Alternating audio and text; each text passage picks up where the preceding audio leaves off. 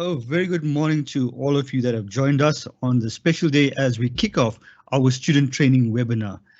Thank you for joining us, and the aim of this next session, and you'll find that over the next 2 weeks, is to actually prepare you as we look at the core skills that are needed for students as we transition to an online learning environment. Now, you would have noticed that the pandemic has impacted us all negatively, but there's also some positive impact in terms of how we actually see the online assessment space working. One of the challenges we have seen is that we've moved from a venue-based examination, which many of us have been accustomed to over the past couple of years at UNISA, to now trying to think of how do we actually engage online assessments at UNISA, specifically in the different online learning platforms that we have.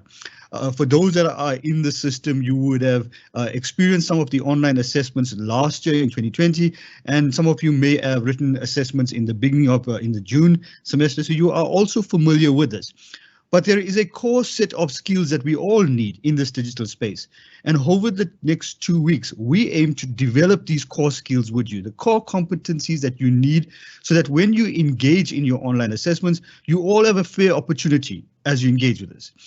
Together with me, I have a panel of experts from the Academic Development Open Virtual Hub who will facilitate the next 2 weeks with us. So, ladies and gentlemen, what type of questions would we be encountering over these next 2 weeks? For example, the first question, how do you navigate the online assessment platform? What are the different type of online assessments that UNISA could possibly explore as part of their assessments? We've all heard of proctoring apps, but what exactly are the proctoring apps? How do we use it and what are the purposes of it? And then there's a major question on academic integrity in an online learning environment. What do we mean by online learning and academic integrity? And finally, for those students with special needs, how do we as UNISA cater for you with special needs, specifically in this digital terrain? So ladies and gentlemen, students, over the next 2 weeks, this is what we aim to unpack to you as we start engaging in this space. You would have already engaged the program for the next 2 weeks. Specifically today, we will start off with understanding the online assessment platform and the different learning types of learning assessments. You will also note that we make mention of a MOOC. Now, a MOOC is a massive online open course. For many of you that are familiar with the UNISA online platform, you would have encountered MOOCs. We have decided to strategically create one MOOC on online skills for students assessments, right? And on this MOOC, you will find all the core skills that you need, some of the themes that we will cover. You will also find a variety of digital learning objects, multimedia resources that are created specifically to assist you with as you transition into this online space. But more specifically for us, the MOOC serves as a strategic space, a centralized space where you will find all the content, but you'll also find recordings of these webinars that you can engage with. Now, ladies and gentlemen, it's my pleasure to invite our first speaker to the platform. But before I actually invite our first speaker, let me quickly engage you with how the session is going to work.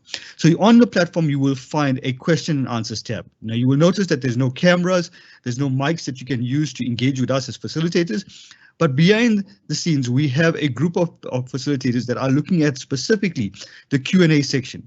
So please feel free to post your comments, post your questions that you need to ask us. And as we engage with this platform, we will find that the facilitators will respond to those questions on the Q&A tab. At the end of the session, we will also then have a Q&A session where we will filter some of these questions that you have raised, and we will then ask the facilitators to respond to them. So let's sit back over the next 2 hours or so, and let us engage with the facilitators that have come well prepared for us. Our first facilitator for today is Dr. Ingrid Murray. She's a senior lecturer in the Department of Anthropology and Archaeology, where she teaches anthropology. She especially loves the challenge of a large class teaching, as well as innovative assessment. And we've worked with Dr. Ingrid Murray over the past times at the EDOV, and she's one of the people who are key in understanding the learning management systems at UNISA. So it is our privilege this morning to invite Dr. Ingrid Murray to unpack a little bit about us on how UNISA is engaged in the online exams, what platform they will be using, and to actually demonstrate how you access this platform. Dr. Ingrid Murray, thank you very, very much for joining us at this time. We'd like to welcome you to the EDOV session, the training webinar session, and the platform is now yours.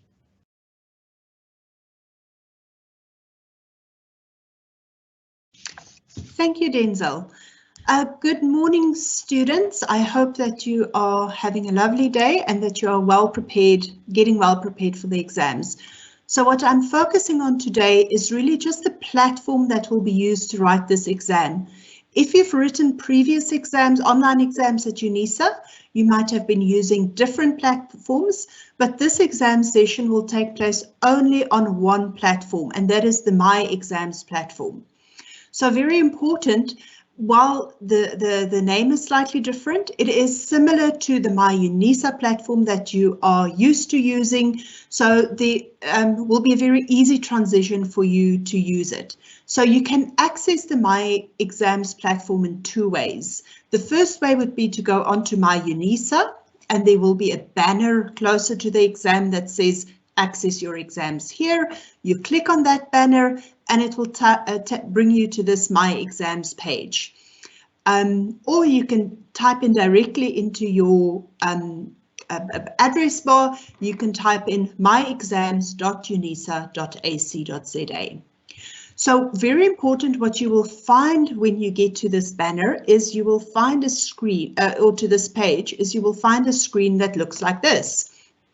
It is a screen that asks you to find your exam for that day. So it lists all of the exams that is available on that day, whether that is a 2 or 3 hour exam or whether it is a exam that stretches over several days. You click on today's date and you then navigate to find your exam. Once you have clicked on that, you will be able to log in. So you click log in, and then you will use your username and password. Very important, your username here is your student number and your password is the exact same password that you used to access My UNISA. If you have a problem, and I highly recommend that you try testing your password, or that you know your password beforehand, go test it on the My UNISA site. If there's any problem with the with your My UNISA password, you can go to Forgotten UNISA Password, which is right on the right-hand side under the login page on the My UNISA site, and it will take you to this site where you will then be asked to reset your password. Very important to practice this beforehand. So once we now assume your password is correct, everything is working, you click to log in and you will get to this site. You will find your exam, hopefully, if everything goes right, you will find your exam, the module listed right up here, as you can see this. Sometimes, however, things go wrong and it's not there. Don't panic. Go to sites, click on sites, and you will see all of your exams that is there, that is available for you to take. If you still can't find it, you can type in the module code under filter sites, and you just type in the module code and it will find it for you. But hopefully there will be no problems. You then navigate to your site, whether you're clicking the ribbon bar up there or under here, and we've prepared a small site for you, and I'm just putting it in a student view. Most of your lecturers will have some sort of welcome here for you. And then depending on the type of exam you're writing, you're going to go to one of two places. Either you go to online assessment, and online assessment is for multiple choice question exams. So those are usually very limited in duration. They're an hour or two long. But they shouldn't be much longer than that. You will see it says take an assessment. You won't have the screen that says submitted assessment yet. It's just as I show students how it works. So you click on, it will be the module code October, November and 2021. So you click on it, and then very, very important, at this stage you have to read what is said here. So it tells you the due date, it tells you that once you click begin assessment, how long you will have to complete them, and any other instructions that your lecturer will have will show here. There will also be a honor code that you will have to click before you can click on begin assessment. So let me show you. Once you click begin assessment, this is what will appear. It will have the name of the exam, and this here at top, this green bar is very, very important. It shows you the time that you have remaining for your exam. And as time goes out, you know, the green bar will become shorter and shorter. It's very important to note that this green bar is only is there to well, it shows you the time, but once your time is finished, your exam will auto-submit. So if you didn't answer all of the questions, or it's perfectly fine if it just auto-submits, you will still receive the receipt. So what will happen is then you will get the questions. Some lecturers will give you the questions one on a page. Some lecturers will give you the questions maybe 3 or 4 on a page. It is really important that you answer the questions as you receive them. Some exams will be set up so that you cannot go back. And this is a security feature to make sure that students don't cheat, so that you can't go back to the same question. So yeah, answer the questions as they receive. If your lecturer has set up that you can go back, I will show you how you can go back. But in many cases, you will not be able to go back. So simply you read the question, you click the right answer by clicking the radio button, and then you click on next. And you don't have to click on save, because the next button automatically saves as you go along. So clicking save is just an extra little step that is not necessary. So don't do it. Just click on next. And then you go, there we go, you find the next question, you answer it, you click on next. All right, this is the last question in this exam. So what you can do, if the lecturer has set it up this way, you can see your questions in progress, and it will list all of the questions, the question number plus a radio button. If it's not been answered, the radio button is white. If it has been answered, it is black. So if, for example, you want to go and check the first question, you should just click on the question like that. And it will return you to page 1 of the questions. Very important, never use the back button of your browser. You can use the previous button if it's allowed, or just going forward next. If you click on the back button, you will conflicts will arise and your exam will not save properly. Okay, so now we're going to the last question. I'm going to answer it. And then what you do is you click on submit for grading. All right, this screen will come up and you will click on submit for grading again. Remember, you have to click it twice, otherwise it doesn't save. So click submit for grading and it will take a little while. There we go. What you will then get is this little receipt. It's also emailed to your My Life account. It is really important that you keep this receipt, because this receipt is like when we had venue-based exams. It's that little slip that you get to take home that says, you know, you wrote this exam on this date. If there's any problems with your exam, this is what your lecturer will first ask you for. Please show me your submission receipt, and then you send them this receipt that, as I said, has been emailed to you. And then you just click on continue and you will be taken back to your submission. One important or 2 important points is don't open multiple windows. So don't open, you know, you've now opened the exam and now you decide, oh, I want to have this, I want to log into another My UNISA session. So I'm going to, or my exam session. So I have 2 My exams so I can look at the questions differently. You will get problems. Do not do it. Also, don't screenshot the questions. We'll talk a lot about it. We'll talk about this in the academic honesty presentation, but sharing the questions and answers is a breach of integrity, so don't do it. So that's basically what you need to know for the MCQ exams. The other type of exam is the e-assessment exam. Again, you will enter your site, you will go to e-assessment on the left-hand side. I know I have both tabs here, but you will only have one per module because you're not going to be asked MCQ and an e-assessment in the same exam period, exam time. All right, so you can see e-assessment, you click on the module name, module code, and the instructions will open. It's really important that you read this. It gives you all of the instructions, it'll tell you the time, it will tell you what you can and can't do. So you first read that very carefully, and then you click on under additional resources for assignment, there will be a PDF document, and if you click to open that PDF document, it will be your exam question paper. So then you have to save it if it doesn't automatically download. So if you're on the computer, you click download, and you can save it on your desktop or in a file that you've created. Okay, so now we've read our exam question paper.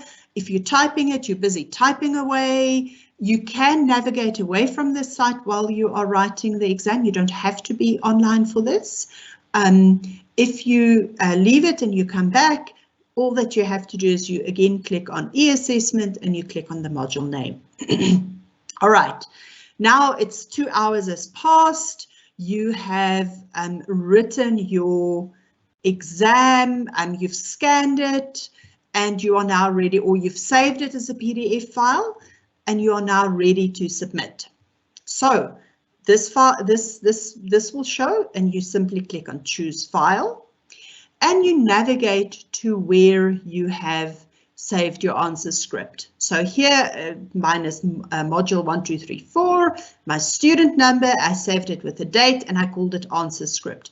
It's really, really important that you find this, that you attach the correct file, because sometimes what's happened in the past is students attach incorrect files and then they fail, and that's just unnecessary trauma on your side. So once it's uploaded, you'll see under attachment, there is a clickable link. So you just simply click on it and you open it. And it's really important that you do this step.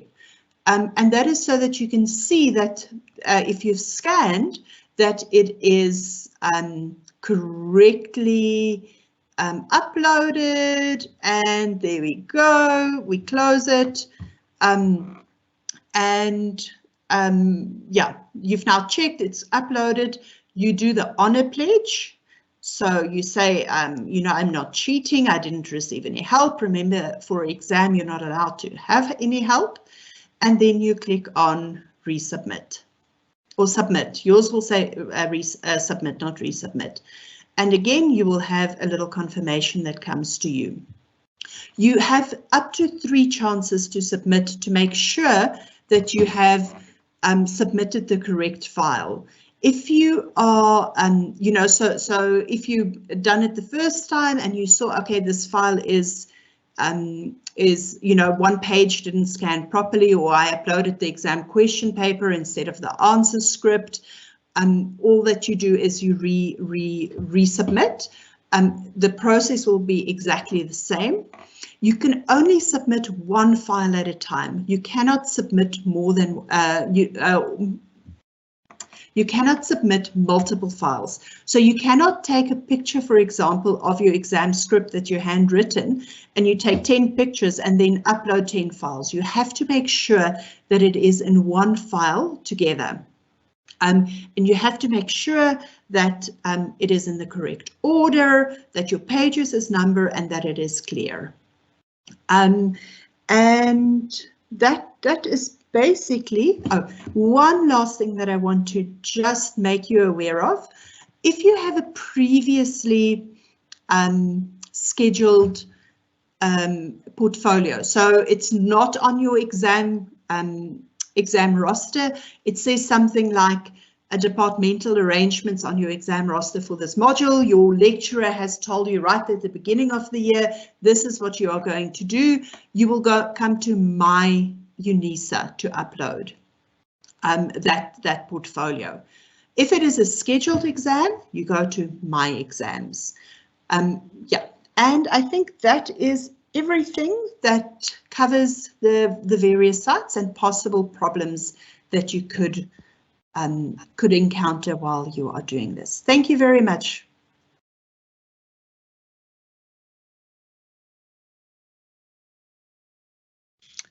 Thank you very much, Ingrid, for that, and especially for unpacking how the exam format, the exam platform actually works.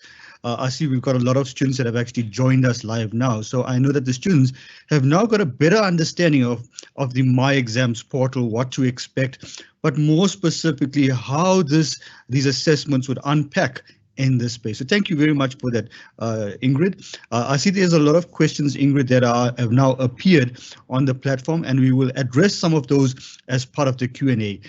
Students that have joined us late, please remember that you're welcome to post your comments, your questions on the Q&A, and we've got a team that are working in the background to actually filter some of those questions, respond to it, and during the Q&A, we'll also address some of those critical questions. And I can see there's a wide variety of questions that have already come in. So thank you very much for that. And Ingrid as well for unpacking that. The excitement is here, and amidst the excitement, you know, there's a lot of stress as well as we engage on unknown territory for many people in terms of the online assessment space.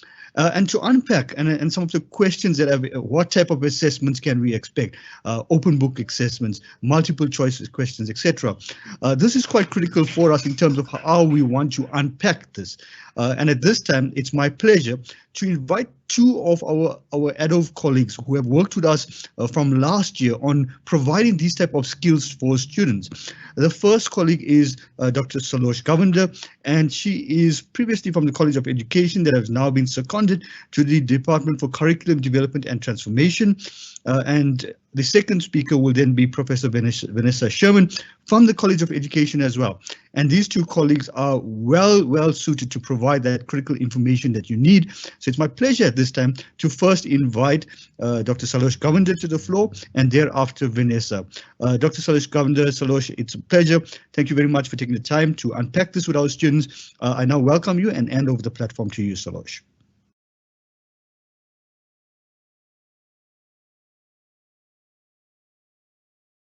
A very good morning, dear students and colleagues. In this presentation, we will deepen your understanding about the different types of online examination offered at UNISA. I, Dr. Salosh Govender, and Professor Vanessa Sherman will facilitate this presentation.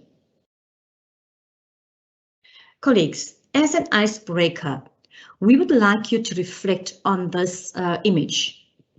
Have you ever felt frustrated, anxious, thinking about preparing for your final examination? How did you feel knowing that you spent a lot of time studying, but didn't get much out of it? Have you ever felt like the mark you received did not reflect the amount of effort you put in? Does it feel like you can only remember a small section of work you studied? If you answered yes to any of any of these questions, you will definitely benefit from this lesson in the MOOC as well as this presentation. Colleagues, many students begin to feel anxious as the academic year comes closer and as they see the approach of final exams. There is no doubt that exams are not challenging. Anyway, exams need to challenge you, and a little panic is perfectly normal. If it gets a bit too much and you're feeling overwhelmed, then it can affect your performance. We are here to provide you with some tricks and some tips to help you succeed. As an overview of the presentation, as I mentioned earlier, both myself and Professor Vanessa will present. The overview or the structure of the presentation is as follows.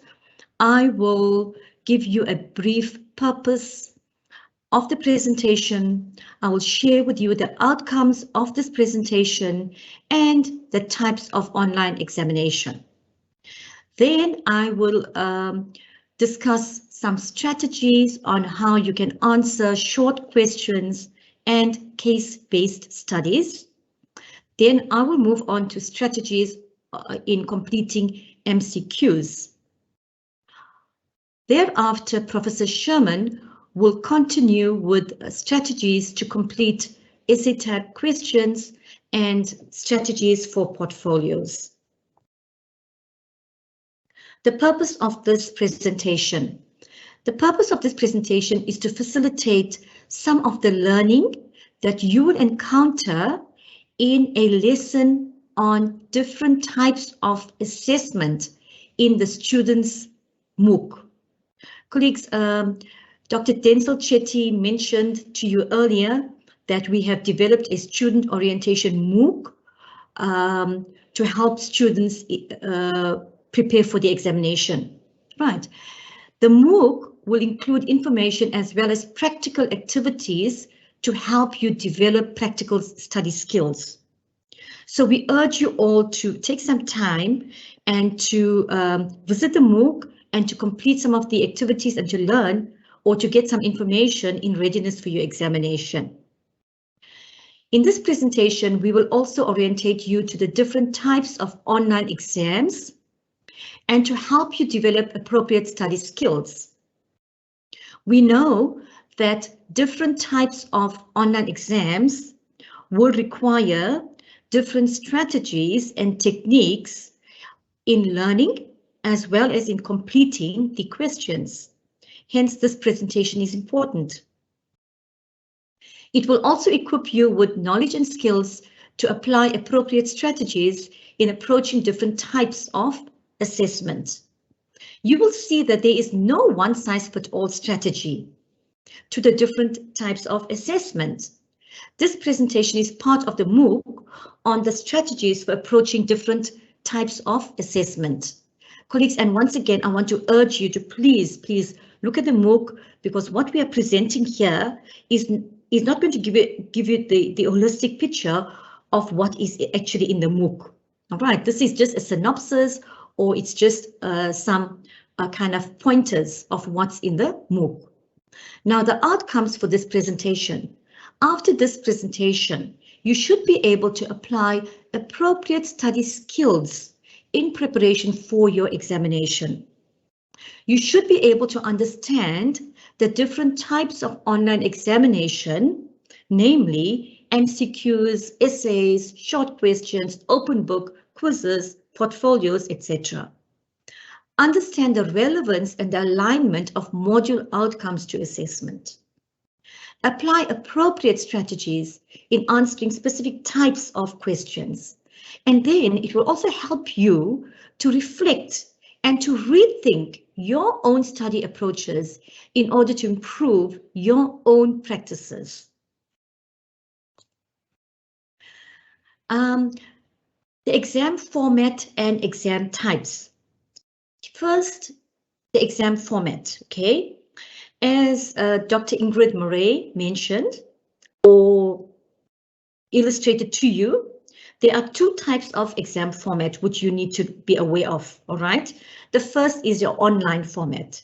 The online format will imply that you will have to complete your assessment or your examination directly in the online platform. Such an example is your multiple choice questions. Then the e-assessment or the file upload or take-home exam is the exam which will require you to download the exam paper, to complete it offline, and then to upload it on the system. Okay, so remember that there are two formats of your examination which you need to be aware of. Now, colleagues, this is also very important because many of you are not completing or doing or studying one module. You're doing much more than one module. And we don't want you to get confused. So you need to have a full knowledge of your examination, all right? Now, let us look at the exam question types. The 5 types of questions are short questions, the essay questions, case-based scenarios, randomized MCQs, and portfolios. All right. I will discuss short questions, case-based scenarios, and randomized MCQs, and I will share with you some strategies that would help you to prepare for the examination, and also some strategies that will help you to complete your exams, the questions in your exams. Then Professor Sherman will take you through strategies on essay questions and portfolios. Colleagues, it's critical for you to understand these types of questions. Some of the exam papers might include only essays or only MCQs, whilst you may have other papers that may include a combination of short questions, MCQs, and essay questions. Hence, it's important for you to know and to understand what each of these types entail and what strategies or techniques you could apply to answer these questions successfully. Now, at this point, I also want to share with you some understanding of what is continuous assessment. In some of the modules that you have enrolled for, you may find that there is no examination, and you may wonder, why is there no examination? Then it means that you are actually doing continuous assessment. Now, with continuous assessment, you will have a series of assessments to complete throughout the learning period, whether it's a semester period or whether it is a year module. Right, so you'll have a number of assessments that you need to complete. Each of those assessments will contribute towards the final mark. All right, and that is going to be your final mark. And the rationale why why there's a call for higher education institutions to shift towards continuous assessment, it's because it ensures that students are working consistently throughout the year. We do not want students, for example, just to to take out the books at the end of the year during the months of September and October and get through the examination and say that they've passed the module. Right, we want students to get a holistic understanding and a deep understanding of the module that they have studied. Hence, there's a call to move towards continuous assessment. At this point, I just want to share with you, colleagues, because some of you are going to be with us for many years to come as a choice of university. Many of the modules are actually moved towards continuous assessment. So in every department, there is a gradual movement with selected modules, but eventually most of the modules are going to have continuous assessment, which means no exams, but multiple activities throughout the learning period. Okay. Now, colleagues, many of our concerns are, or shall I say, many of the students' concerns are, what do I start learning? Where do I start learning? I've got volumes and volumes of work or notes. I've got the prescribed book, I've got the learning guide, I've got the study guide, I've got recommended material, others, additional sources. But where do I start studying? What do I need to study? Now, if you feel that way, here is a tip. Start with the learning outcomes, colleagues. You will see the learning outcomes in your TUT Letter 101, or it may be in your study guide. All right, your learning outcomes are articulated first when we are developing the curriculum. Right? From the learning outcomes, we get what we call assessment criteria. And then when the lecturers are designing or thinking of your assessments, or your assessment method for that matter, they go to the learning outcomes and they see what is expected of the student to achieve by the, upon completion of the module, and that's how they set the assessments.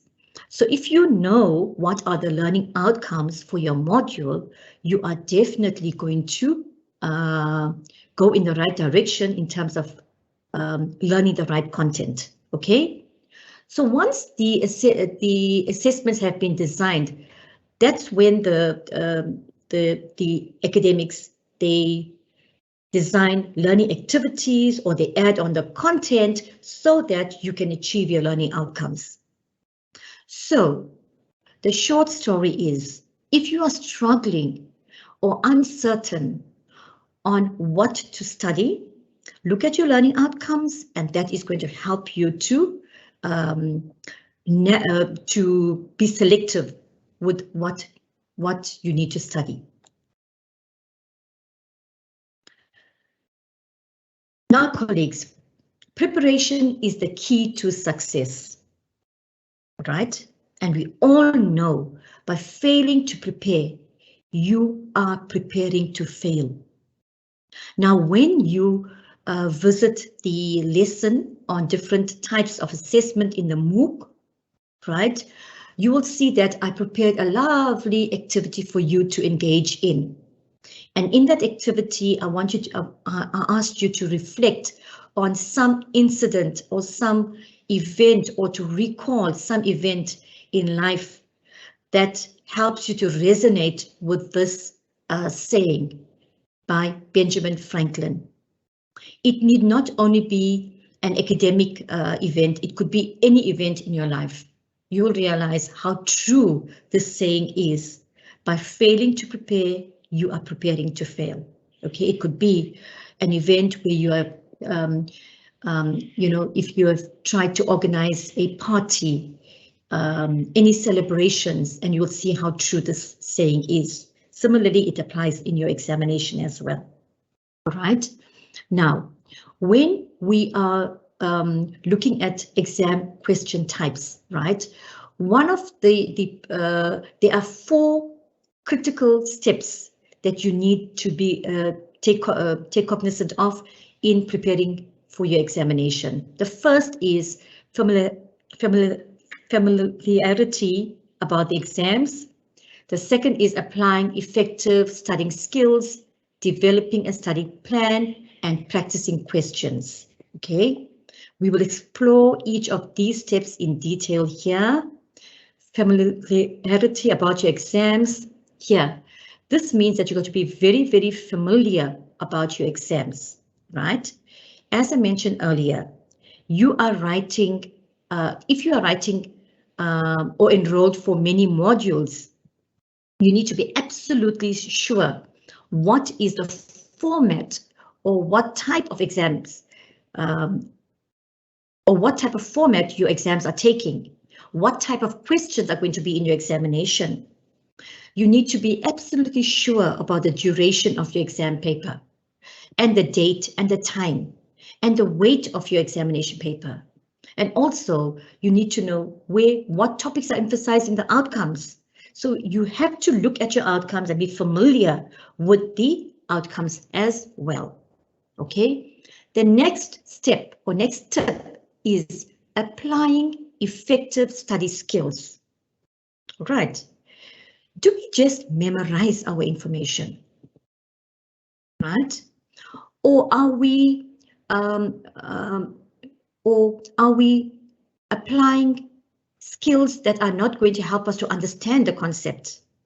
Right. Remember, if you are going to learn whatever strategies or techniques you are going to apply, you need to ensure that the strategies or the techniques used is going to ensure deep, meaningful learning, so that whatever questions are given to you in the examination, you will be able to attempt them. Okay, so complete reading and learning activities. This means that your learning guide or your study guide has got content, it's got learning activities. Please, colleagues, Ensure that you read the content and you complete all those learning activities. We notice that there's some students who do not work consistently, and when it comes to the exam time, that's when they actually want to go back and answer all the learning activities at that time. It may be too late, but nevertheless, there's, maybe if that's the way that you prefer to study, that is your choice, but we strongly recommend that you start early in the year and complete all the learning activities, engage in the discussion forums, post your questions, communicate with your colleagues, and so forth. Okay. Another important strategy is recall. Whatever you learn, try to recall what you have learned. You find that, especially with understanding concepts, terminologies, definitions, the best way is to recall what you have learned. The next strategy is summaries. Write down summaries of what you have learned. If there's lengthy content, see how you can best summarize the content in few words and in your own words to make understanding. Right? The next is reflect. Right? Reflect on what you have learned. Okay? Try to make connections with the content that you've learned to the real life situations. All right. You can also make connections with the content in the module that you're studying with another module, or even make connections with practical experiences. And this is what we call authentic learning. Right? Write practice questions, colleagues. Take your outcomes. Right? And assess yourself to see whether you have achieved the outcomes. And how can you do this?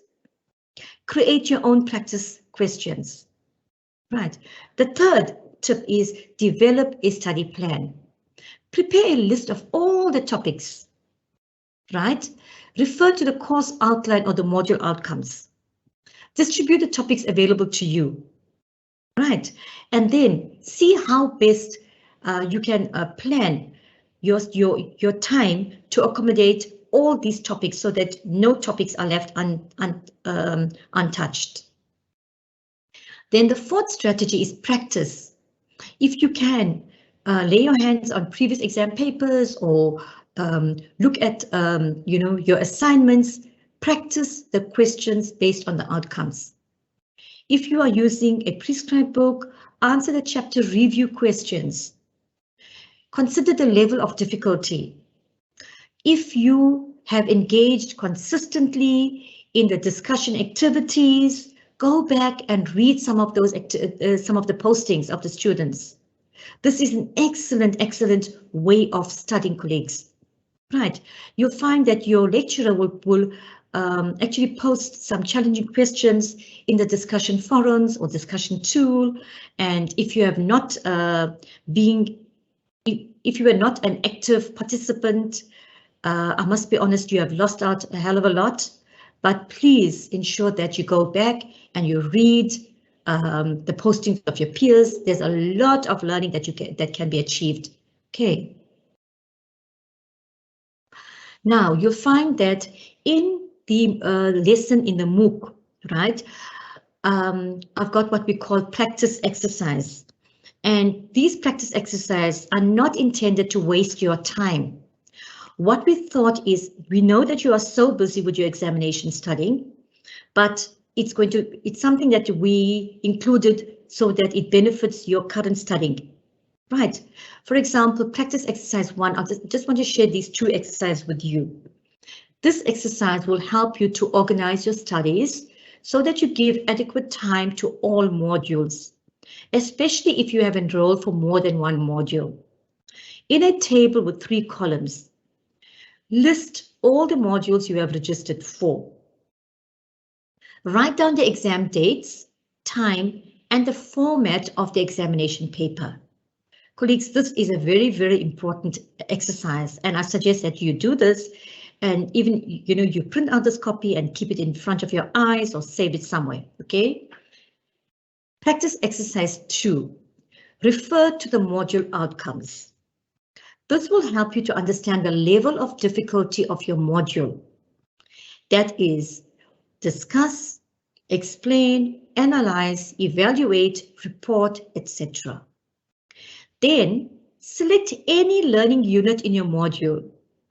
Looking at the headings or the title of the subsection, formulate your own question, guided by the module outcomes. Colleagues, this is such an interesting activity. You'll find that if your module outcome, one of the module outcomes, if for example it is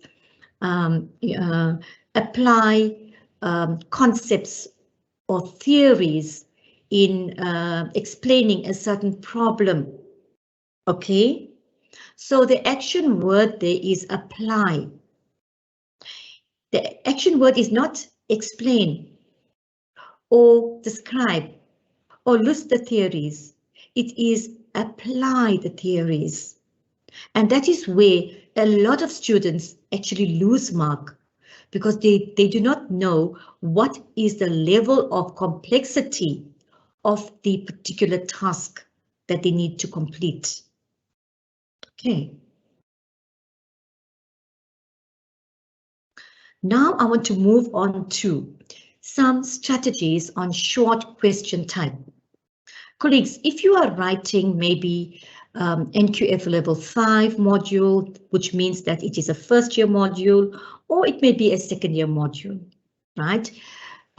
You may encounter a lot of short type questions in combination with fewer essays, as opposed to a third year and fourth year module, which will have more essay type of question because it requires you to demonstrate an understanding of analytical thinking, evaluation, and higher order. Okay, so short type of questions. Wonder what is a short question, right? And this is a response. A short question requires a concise written answer to a question using complete sentences. Remember, not phrases, not points, but it requires complete sentences. It does not require a lengthy explanation, but concise. Usually takes the form of a brief question that requires a written answer, normally no more than a few sentences. Sometimes a full paragraph is required. The mainly focus on knowledge and understanding of terms and concepts of the subject. So you'll find a short question, colleagues. It doesn't normally include application, right? It may include application, but most of the time, a short question is designed to focus on your understanding of knowledge of the terms, concepts, or theories of the subjects. Okay, and in every module, you'll find that one of the outcomes is where students are required to demonstrate an understanding of concepts, theories, facts, principles, procedures, processes, and so forth.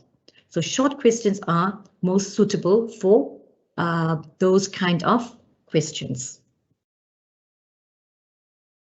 Now, here is a good strategy for preparing yourself for short questions, colleagues.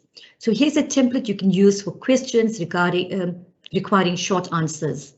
Break down your notes into these categories, and this will help you to recall the information and to explain it thoroughly in the examination.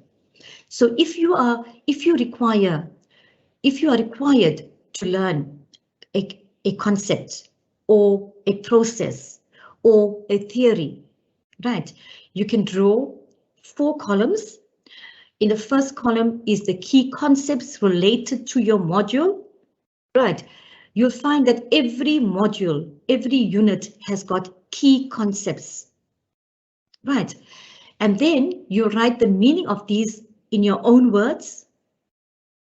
And then you will explain the issues that need to be explained or clarified pertaining to the concept. And then please give an example or show an application of the concept or the theory or the fact or the process. Because if you do it this way, colleagues, you are bound to get full marks for demonstrating an understanding of a concept or short questions, right? Please, this is an excellent strategy, because you'll see in the next slide as I continue, I will show you how you can include examples in your short questions, right? Now, let's look at this as an example question, right? Suppose there was a case study. There was a short case study that was given. And this is the question. In the case study, what is meant by the term foreign direct investment? Okay. Describe the difference between the flow of foreign direct investment and the stock of foreign direct investment. This is a short question. Okay. Now, these are some of the strategies that you can use when you encounter a short strategy. The first step is divide the question if needed. Can you see this is a long question? So divide the question if needed so that you answer every part of the question. What is meant by the term foreign direct investment? That is the one part that you need to answer. The second part is describe the difference between the flow of foreign direct investment and the stock of foreign direct investment. So it's a flow and then the stock. They want you to describe the difference. So there's two parts to this question. The next strategy is underline the key words in the question. You go back to the question. What is meant by the term foreign direct investment? You underline this part here. This is what you're going to focus on. Describe the difference between the flow of foreign direct investment and the stock of foreign direct investment. You underline keywords. The next step is circle or highlight the task words. Task words is, right, the action words, what we want you to actually do, whether we want you to describe, whether we want you to analyze, whether we want you to draw a picture, illustrate, or whatever. Right here, what is meant is the task word. Describe the difference between, we want you to describe. Okay, then answer the question. Write a good short answer in an exam, specifically answer the question in the first sentence. So in your first sentence down, right, we want you to specifically answer the question, and in your subsequent sentences, we want you to explain your answer and to provide an example. By providing an example, it actually shows your application of that concept. Okay. So those were the steps or the strategy to answer short type of questions. Now let us move to problem or calculation question. Now you'll find problems or calculation questions more in your maths modules, your accounting modules, your engineering modules, and so forth. So if you encounter problems with calculation, so write down the relevant formula, equations, and the rules. Clearly show the steps you have taken in working out the answers. Remember, colleagues, the answers alone are not sufficient. We want you to show the steps. If necessary, write some notes to explain your answers. For numerical problems involving computation, make sure you include appropriate units, right, in your final answer. Draw or illustrate the steps and resources used to solve the problem. Go through and solve the easier problems first and return to the more difficult ones later. Okay. Now let us move to another type of question, which is case-based study question type. Wonder what is a scenario or case-based study? Now, a description of an actual situation involving a decision to be made or a problem to be solved is what a case study or scenario is. It can be a real situation or it can be adapted. Case analysis helps students to acquire two skills. The first is applying theories or theoretical aspects from the learning or from the module to the real situation. That's what we actually want you to do. And that's why we are giving you a case-based analysis. The second skill is generating solutions to real problems. Colleagues, you might find that some of you who have studied long time ago at UNISA, you'll find that the type of questions that you are currently receiving now in your assessments, it's slightly different or there's a big difference. And the reason why is that we are trying to align our teaching and our offerings to what is actually required in the authentic work situations. And we actually want to see how you're able to apply your knowledge and your skills and your learning to the actual practical work situations. And that is why the reason why we are doing this is we are trying to transform our curriculum so that it becomes more responsive to the needs of society and the needs of the workplace. Therefore, we are trying to integrate a lot of case studies in your learning. Now, these are some of the strategies for approaching case studies. Okay, there are 3 simple processes involved in successfully answering a case study. The first process is when you read a case study, you need to identify the issue or the problem in the particular case or scenario. After you have identified the problem or the issue, you need to think of solutions based on the theories in the content of your module, and then you need to come up with recommendations. Okay, so these are the strategies for approaching case studies. So the step 1, the background or the context, you'll find that a case study will give you a lot of background information, right? So you need to read the background and what background facts influence the current problem referred to in the question. Remember, first you need to identify, right? You think about the problem. Now there's a lot of background information, and the background information is there for a particular purpose, because the background information is the information that's going to influence the current problem that's referred to in the question. What are the constraints or the obstacles of the situation? Okay. Then step 2 is where you identify the problem. You go back and you read the case study. You summarize. You list the issues and the problems in your own words. Okay. Every case study has got a problem.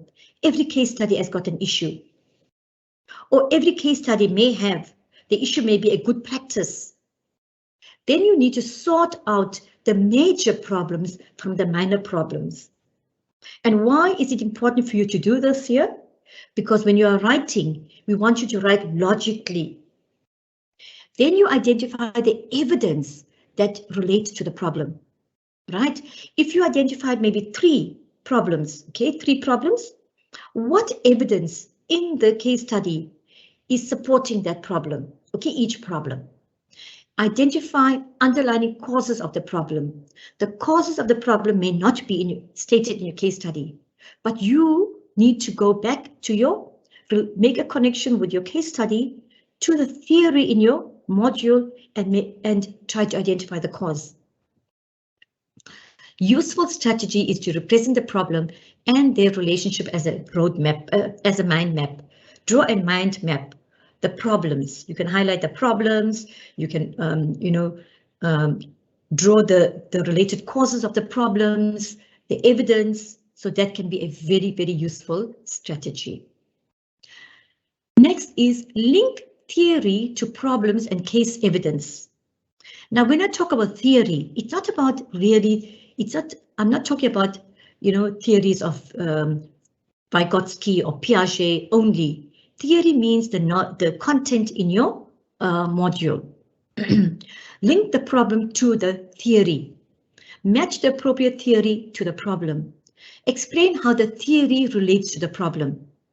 Because once you're able to identify a problem in the case study, immediately you need to click to say, yeah, yes, this now I need to be able to recall learning unit 2 in my module, section 3.2 or whatever. This is what is going to help me to answer this case study. Step 4, identify potential solutions to the problem. If more than one solution, evaluate the advantages and disadvantages and then see which is the best solution for the problem. Then you need to structure logically using headings.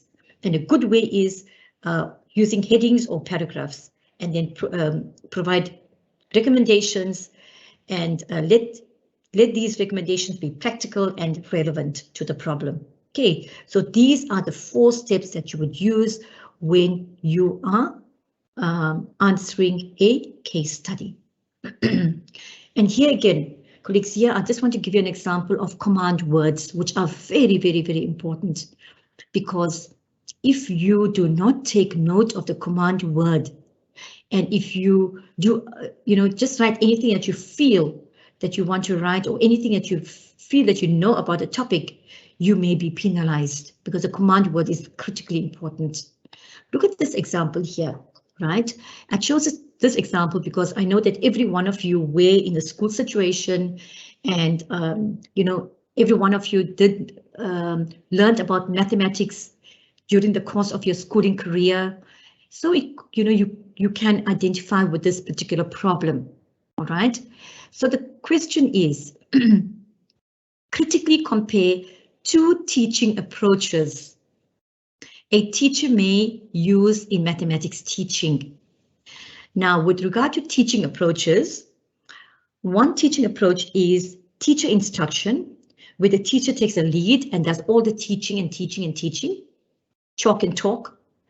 And the other approach is student-centered approach, where the teacher gives the student a problem to solve without explaining anything, and the learners will solve the problem.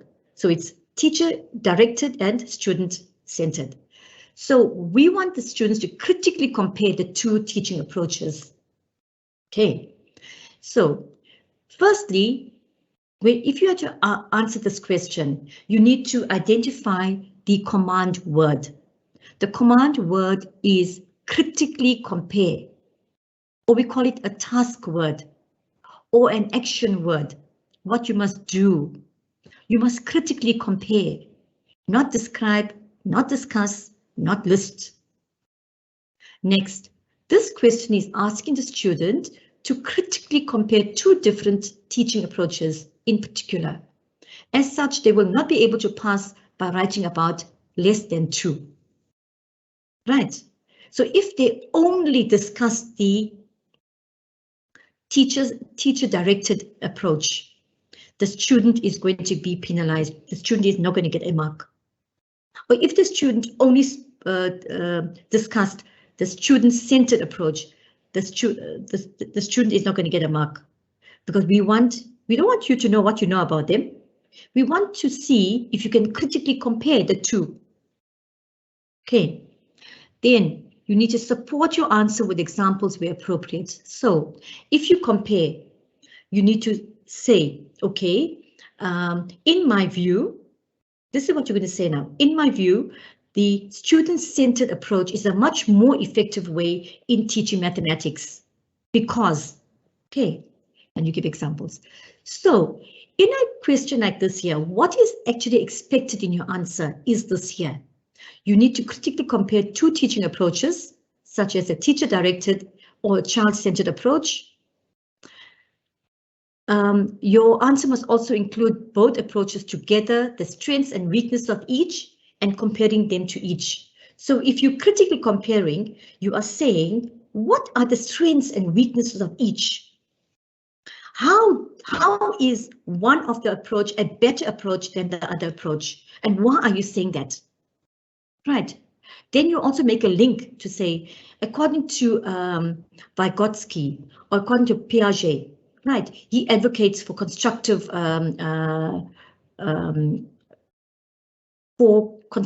learning, which means that, you know, students learn best when they are given problems to solve on their own or whatever. Okay, so that's how you will ensure that you have answered the question holistically to get your 5 mark. Or else you'll get 1 or 2 mark, and then many students wonder, why didn't I, you know, why did I fail the question? Okay. Now here I want to share with you more command words which are important. Name and list, what does it mean? If you're given name and list, it means that you only state the facts and you do not expand. If you are given a question with name and list, only name or list in bullets and do not expand. Do not spend like half an hour, you know, writing stories or summarizing or explaining. You will not get any marks. Describe, state, summarize, sketch. Simply record how you see a particular phenomenon. Give a brief condensed statement. That is the meaning of state, summarize, or describe. If you are asked to discuss, this is a comprehensive term that includes compare, motivate, and explain. If you're asked to compare, weigh the different elements against one another and indicate similarities and differences. Okay, if you're asked to motivate, motivate means you must give a reason why. Okay, the emphasis is on the reasons for a particular decision or point of view. So if you say that I agree with the statement because, and then you motivate, right? A certain degree of elaboration is needed, but the main emphasis is on the analysis of the motives or reason, right? So although you'll say, if you were given a question, right, or a statement, to what extent do you agree or disagree with the idea that blah, blah, blah, then now you had to agree or disagree. So your first response would be, I agree with the statement and my reasons are as follows, and you motivate, okay? Define, write the meaning of a particular word or phrase, write the exact meaning of it, or define information a little more broadly. As such, describe the nature or the properties of the information. Okay. Next, colleagues, I want to move on to MCQs. Okay. Wonder what are MCQs? A MCQ question includes a statement or questions followed by 4 or 5 choices or options. You must select the best answer from the choices given, and selecting the best answer is sometimes a straightforward process, but it can be very challenging at times. And now I want to share with you a little, you know, one of the reflections of a professor, right? And here is the reflection of Professor Dean. Professor Dean clearly remembers his first college multiple choice exam for one reason, and it's because he failed it. He was accustomed to writing essays and solving problems for final exams. The first multiple choice exam he ever took was when he was 24 years old, working on his degree in accounting and economics. Multiple choice exams required an entirely different thought process than I was used to with essays, said Professor Dean. So I started learning about MCQ tests and accumulating ideas on how to approach them to help myself become a better multiple choice taker. In later years, as a college professor, Dr. Dean found that students too experience a similar challenge with MCQs. And then, according to Professor Dean, this is his word of advice to you. There's no secret to success when it comes to MCQ exams. It's all about techniques. Learn the methodology, apply the technique, and you will increase your potential for success. Now let us see what are some of the techniques, right? For maximum success, you must understand the purpose of the questions and the principles behind the question structure. So colleagues, when you get a multiple choice question, the first thing that must come to your mind is, what is the purpose of this question? What is the lecturer trying to achieve? Or what is this question trying to achieve? What does the lecturer want to assess in this particular question? Okay, and MCQs normally assess three knowledge. Okay, it assesses basic knowledge, such as your facts, your figures, or your definitions. And the best way to achieve this understanding of basic knowledge is by rote learning for memorization, or recalling what you have learned. Okay, for facts, that is basic knowledge. Now the application of knowledge to a particular context, then you read your question and see, is it actually assessing application of knowledge? And if it is going to assess application of knowledge, the best learning strategy is reading case studies and examples in textbooks. If it's going to assess analysis, synthesis, and evaluation, right, it combining and using knowledge to address a real-life scenario. The best learning strategy is to collect and learn information in a table format so as to see distinctions and similarities between concepts. You remember the table I showed you, the template which I showed you earlier with your short questions? That can be very useful for MCQs as well. Right, so when you read a question now, so what I'm saying to you is, as you are practicing for your examination, as you're reading your MCQs in your assignments, look at what is the purpose? What is this question assessing? Is it assessing concept, a theory, a fact, a process, or application of knowledge? Or is it assessing my ability to analyze, synthesize, and evaluate? Okay, and so once you establish that, this will help you to understand some study skills. Going on further to strategies, use the assignment as a guide to what type of material to study. If you don't know what or how do I practice for my MCQ, look at your assignments, right?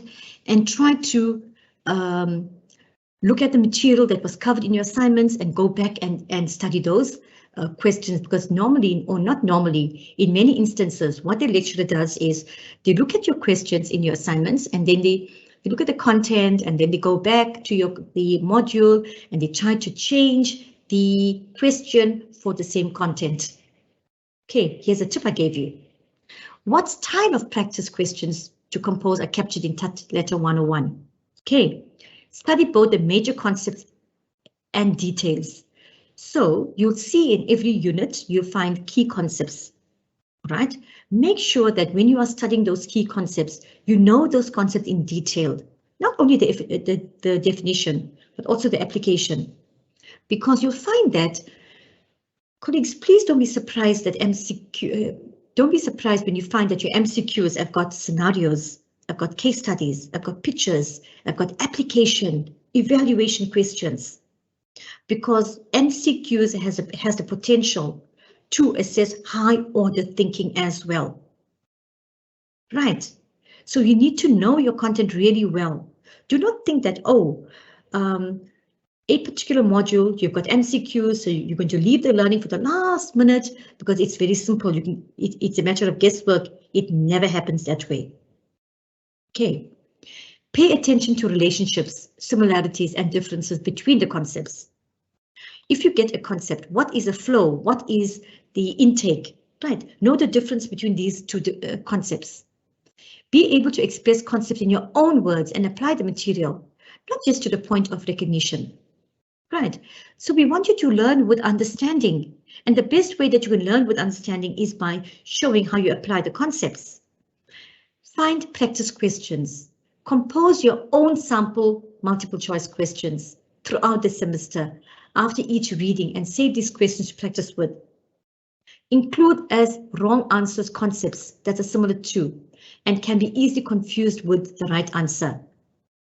Some questions should test for a thorough understanding of course concepts, and others should test for knowledge of details and terminology. So look at the different types of questions that you encounter and see what is actually required of you in each question. Right. Include questions that ask you to apply course concepts to scenarios. Right. And also look at questions that integrate the learning. You'll find that one question will require learning from across the other learning units or even across other modules that you have completed previously. This is what we call integrated assessment, and this is what UNISA is also promoting, integrated assessment across modules that you have already studied. Okay. Read a multiple choice question in its entirety before glancing over the answer. So when you come across your MCQ, read your MCQs and do not look at your answers and try to answer it without looking at your answer. After reading the question, answer it in your mind before reviewing the options. Then what you do, if you cannot answer it, okay, then you go to your options and you use the strategy of what we call elimination. You eliminate answer options which you are 100% sure are incorrect before selecting the answer you believe is right. So if you have 4 options or 5 options and you know this is definitely the wrong answer, remove it. Strike it off. Do not even look at it. Now you need to work with only 4, and then you do an elimination. Read and eliminate until you're left with the most correct answer. Using the process of elimination, cross out all the answers you know are incorrect and focus on the remaining answers. It's important to select the best answer to the question being asked.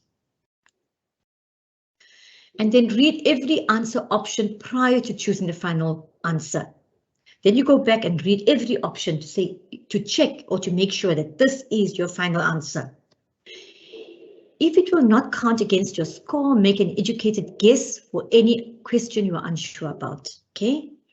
Now you'll find that in some of the assessments, you'll be they include what we call negative marking for wrong answers chosen, and in that case you'll leave it blank. But if there's no negative marking, you will choose the answer. You make an educated guess and you choose the answer. Take special note of words such as not, sometimes, always, and never, or phrasing such as or negative phrasing, such as choose the answer which doesn't describe. So often students do not read carefully, or it may just be a slip, and they will read it, as choose the answer which describe, and then by error, or they might lose a lot of marks. Choose the option that best describes, which here it means that there are a number of options that could be possibly correct, but we want the best option. Choose the most correct answer. Choose more than one. Okay, you may get this here, but as far as possible, we have discouraged such types of question, most correct, right? It is best to stick with the answer you first chose after reading the question. Do not be confused, colleagues. Therefore, we say that, okay? When dealing with difficult questions, and what happens when you're dealing with difficult questions? Pay close attention to negatives and absolute terms like always or never. Watch out for distractors or the extra bit of information that might distract you from the real purpose of the question. Cross out the distractors and underline the key points to help you maintain focus. Sometimes you might find that in a scenario type of MCQ, there'll be a lot of extra information which can be distracting to you. So you need to focus on what is really essential. Treat alternative as a true or false statement and search for the one true statement amidst the alternatives. So if you have a scenario and it's a difficult scenario, difficult question, so you have your 5 options. So then you go back and you read each option and you treat it as if it's a true and false statement. Is it true? Is it false? What are words in that statement that, that makes it false? Okay, and that's a very good strategy. If you're debating between two similar answers, try identifying which is the worst answer rather than which is a better one. Okay? Plan your time carefully, colleagues. Please do not spend half an hour on one question if you have 50 questions to answer. Okay? Plan your time carefully. Divide the time, the number of questions with the time that you have, and that will help you to allocate equal time to all your questions. But of course, you might find that some questions will require more time, right, than the other questions. So if you are absolutely sure of the easier questions, do it as quick as you can so that you have enough time to spend on the more difficult questions. Remember, if you have prepared adequately, your knowledge and skills will speak for itself, right? Colleagues, I want to conclude with my section with a little quote. The only place where success comes before work is in the dictionary. And I want to wish you all the success in your exams.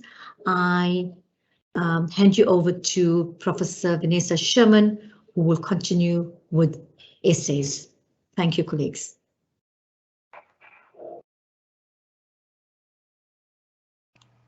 Good morning, everyone.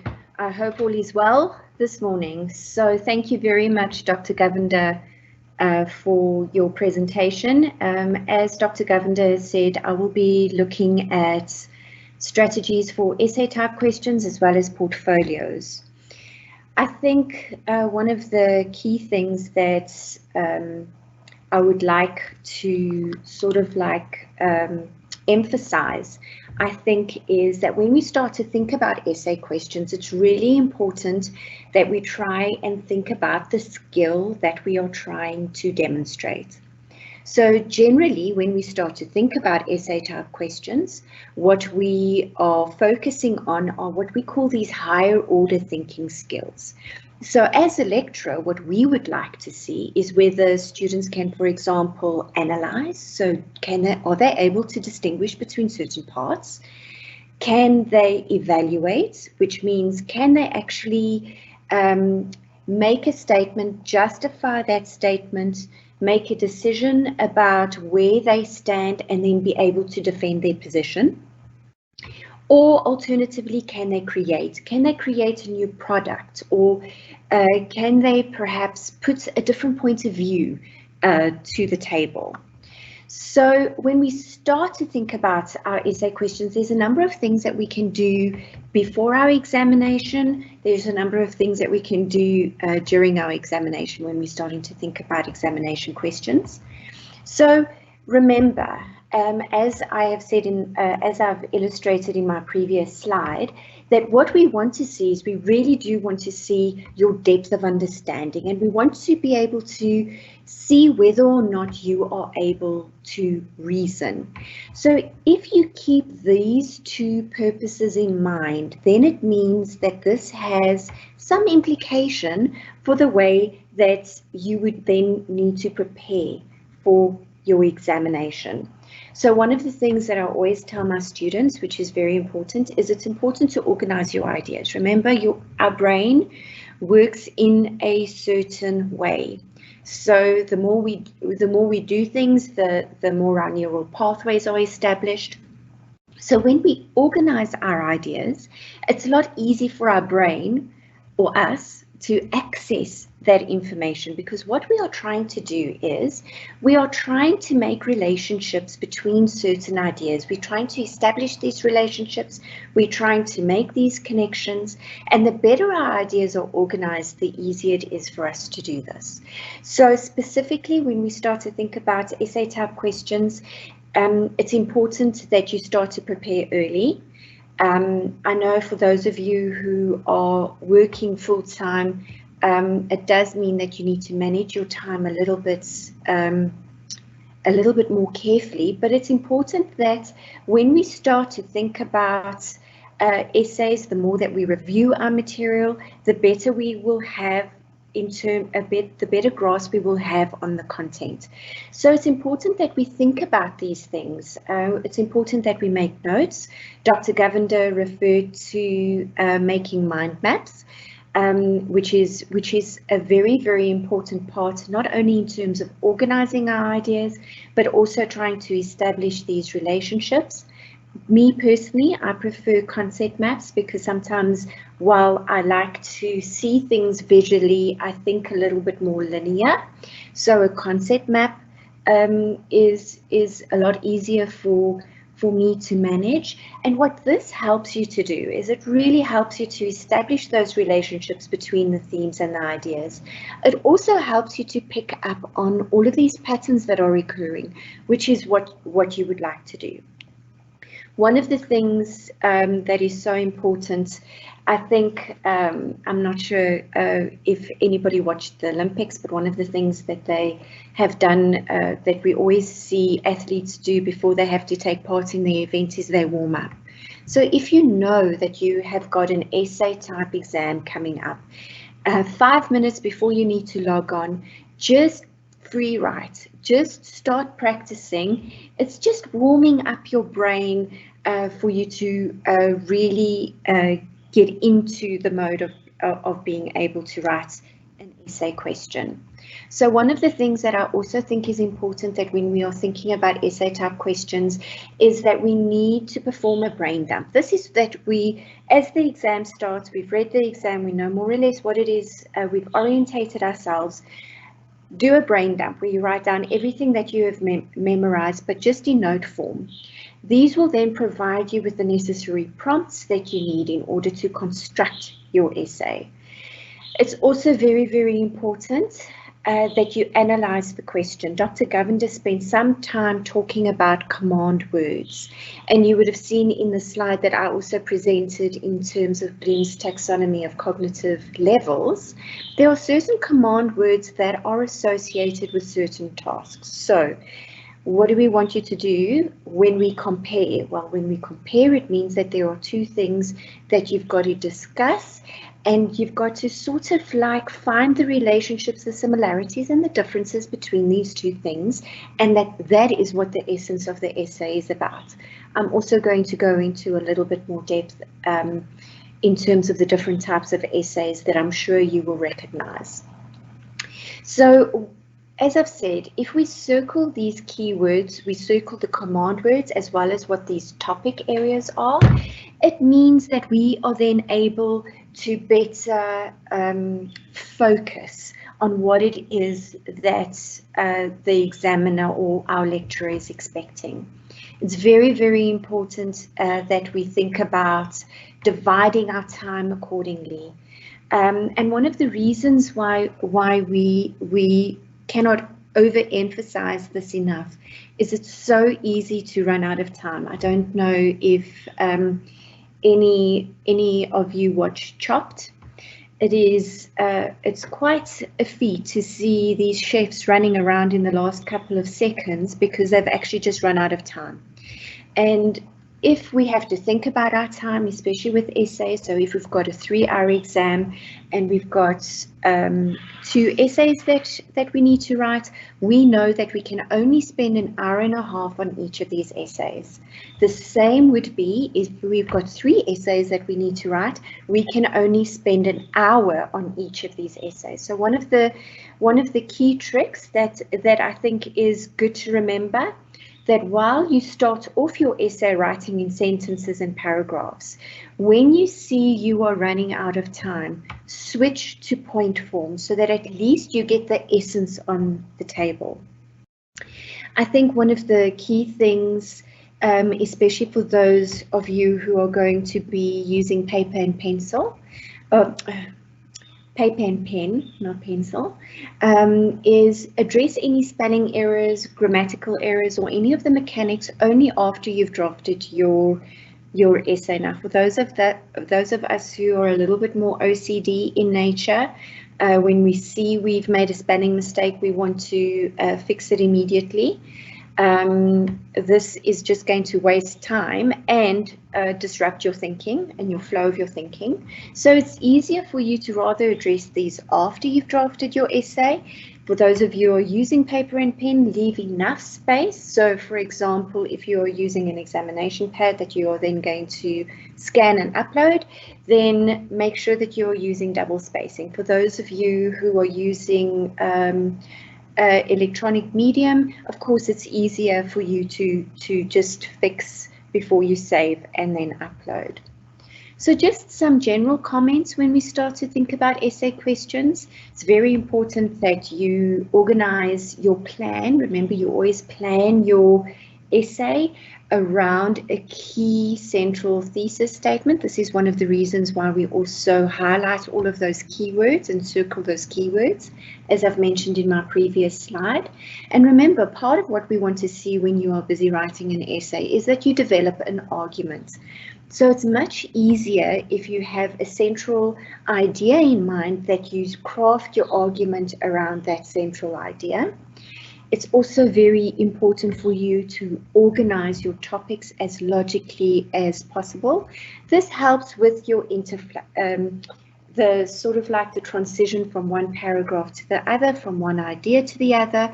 Because we have circled all of the keywords, we've also circled all of the topics, we've also written down notes of what those key things would be. It's easier for us then to organize our essay in a way that is logical and makes sense. So it's important that we think about being clear and succinct. And this brings me to my next point, where I say, get to the point. Focus on the substance, focus on what is being asked. Very, very often we find that students waffle a bit because they think, well, even if they're not completely sure, if they waffle a bit, perhaps they will get an additional mark. This is not always the case, unfortunately. So please make sure that you get to the point, that you focus on your substance, that you really engage meaningfully with what the examiner has asked you to do. As a general rule, we also have one idea per paragraph. We have one point which is then supported by examples, explanation, as well as evidence. When we think about an essay, although we've got these subtopics, remember, an essay always has an introduction, a body, as well as a conclusion. And just a hint for those of you whose content of the module lends itself to dates. I used to do this specifically when I wrote philosophy exams, for example. If you can't remember a specific date, then use approximate dates, because then at least it still provides that ballpark figure, and it still shows that you know the contents. So if we have to think about what are some of the common essay questions that you would engage in an exam, we have these identify essay questions. These are normally short, concise answers. These are very similar to the short answer questions that Dr. Govender explained a little bit earlier. We've got these explain essay questions, which we then expect a full-length essay that is well developed and is supported by evidence and detail, as well as examples.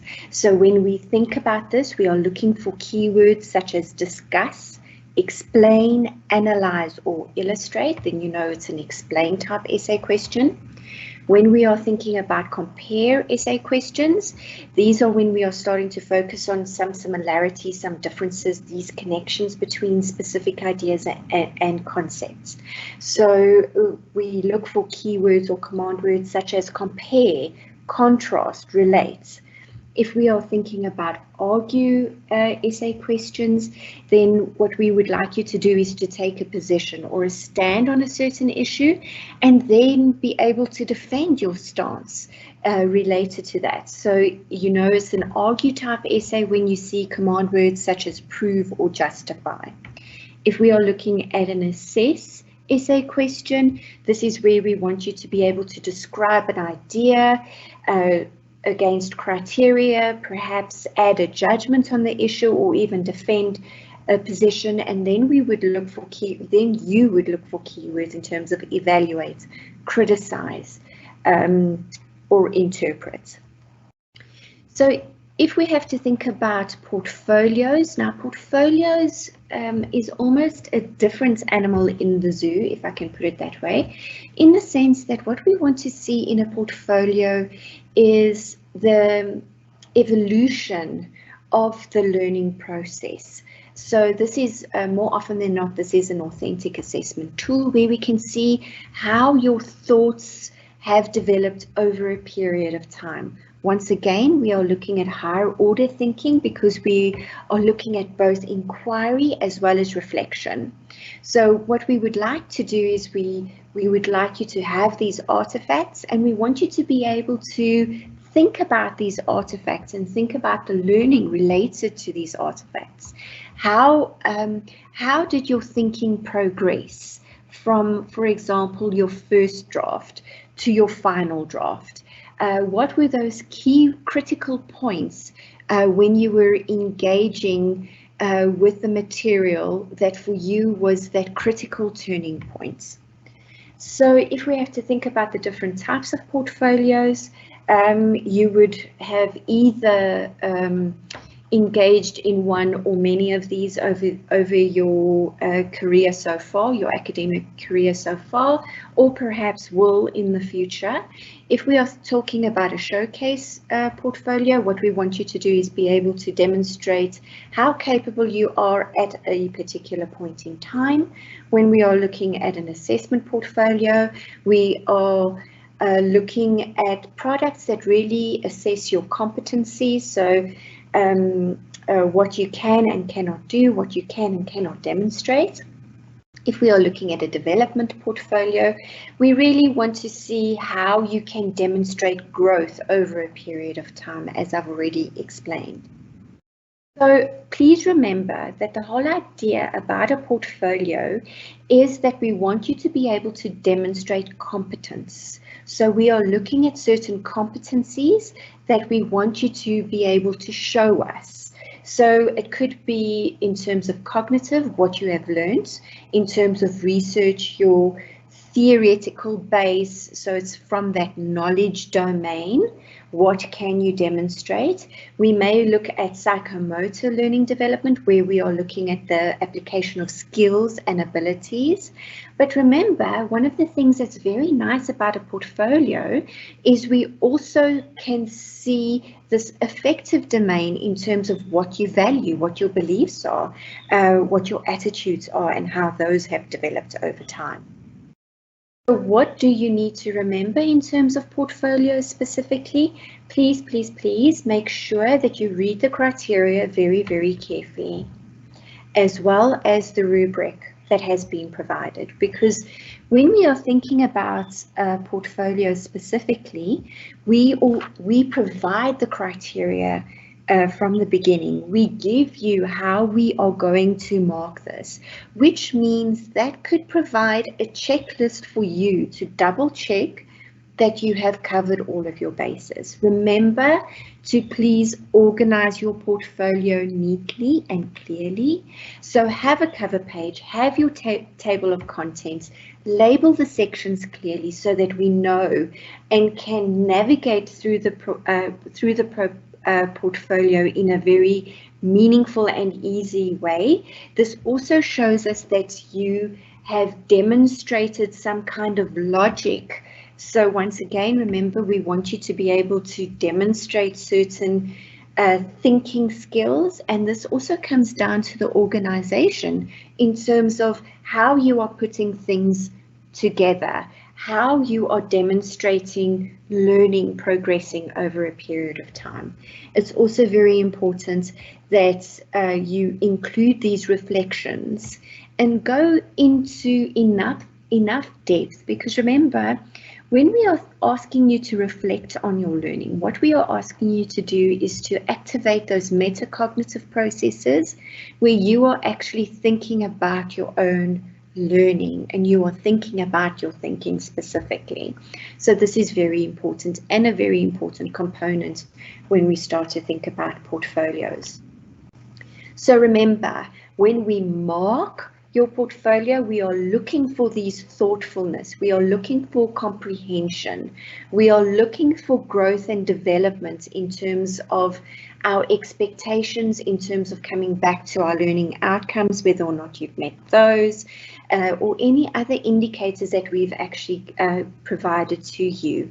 We are also looking for understanding and the application of key processes and whether or not this has been accomplished. Of course, it is about the product as well as the process. So it's not always just about the end result. It's also about what has come before and how you have mapped that out. And of course, whether or not you've included a diversity of entries so that you can demonstrate achievement against the learning outcomes. Because remember, we don't just ask you to do these things out of the blue. We are asking you to do these things because we want you to be able to demonstrate learning against the learning outcomes that we've provided. So if we have to think about the rubric, and this is a very generic portfolio rubric that I've provided just as an example, but what it does do, it gives you an idea of exactly where you would fit in. So it not only gives you the criteria, it also gives you performance levels. The performance levels are also very often accompanied by a grade, so you know exactly in which of these little boxes you are going to fit based on the evidence that you have provided. So it's very, very important that you make sure that you not only understand what the criteria would be, but also in terms of these performance bands, these performance areas, in terms of making sure that you have, for example, included artifacts that are related to the course, and enough of them as opposed to very few artifacts that has no clear purpose. So this is also what I like about rubrics. It provides you this checklist that you can go back and double check in terms of what did I include, what is still missing. So when you put your portfolio together, you can very easily see what still needs to be done. So just generally, in conclusion, bringing this presentation that Dr. Govender and I have put together to conclusion, remember, use your assignments as a guide for the type of questions. So very, very often as lecturers, what we want to do is we want to be able to scaffold learning. And what that means is that we provide questions in our assignments that you more or less would see in your exam. So when I say, I'm not talking about content necessarily, I'm talking about type. Remember, we cannot provide scope for exams, but what you can do is you can see what type of questions. So you can go and analyze those command words that Dr. Govender has spoken to and see, okay, I see I need to be able to explain, I need to see I need to be able to compare, I see I need to be able to justify. So it provides you with some kind of guidance in terms of the type of questions and depth of knowledge that we want you to be able to demonstrate. It's very important that you review your tutorial letter 101 as well as the other tutorial letters, for example, tutorial letter 102. And one of the reasons why we would like you to do this is not only does it provide you a grasp of the learning outcomes, it also means that you can track your learning against those outcomes. So for example, if your outcome says X and you are busy making your notes, you can then double check in terms of your outcomes. Have I included enough content in my notes in order to adequately cover that particular learning outcome? It's important to look at the broad strokes as well as the finer details. So those major concepts, as well as those nitty-gritties that are related to those concepts. It's important to pay attention to relationships, the similarities and differences between our concepts. And of course, always when you study, try and make your notes in your own words. Not only does this demonstrate that you really do understand the work, it also means that you would be able to apply the material in different contexts. So it's not just taking a verbatim, but what you can do, because you really have an understanding of what that concept means.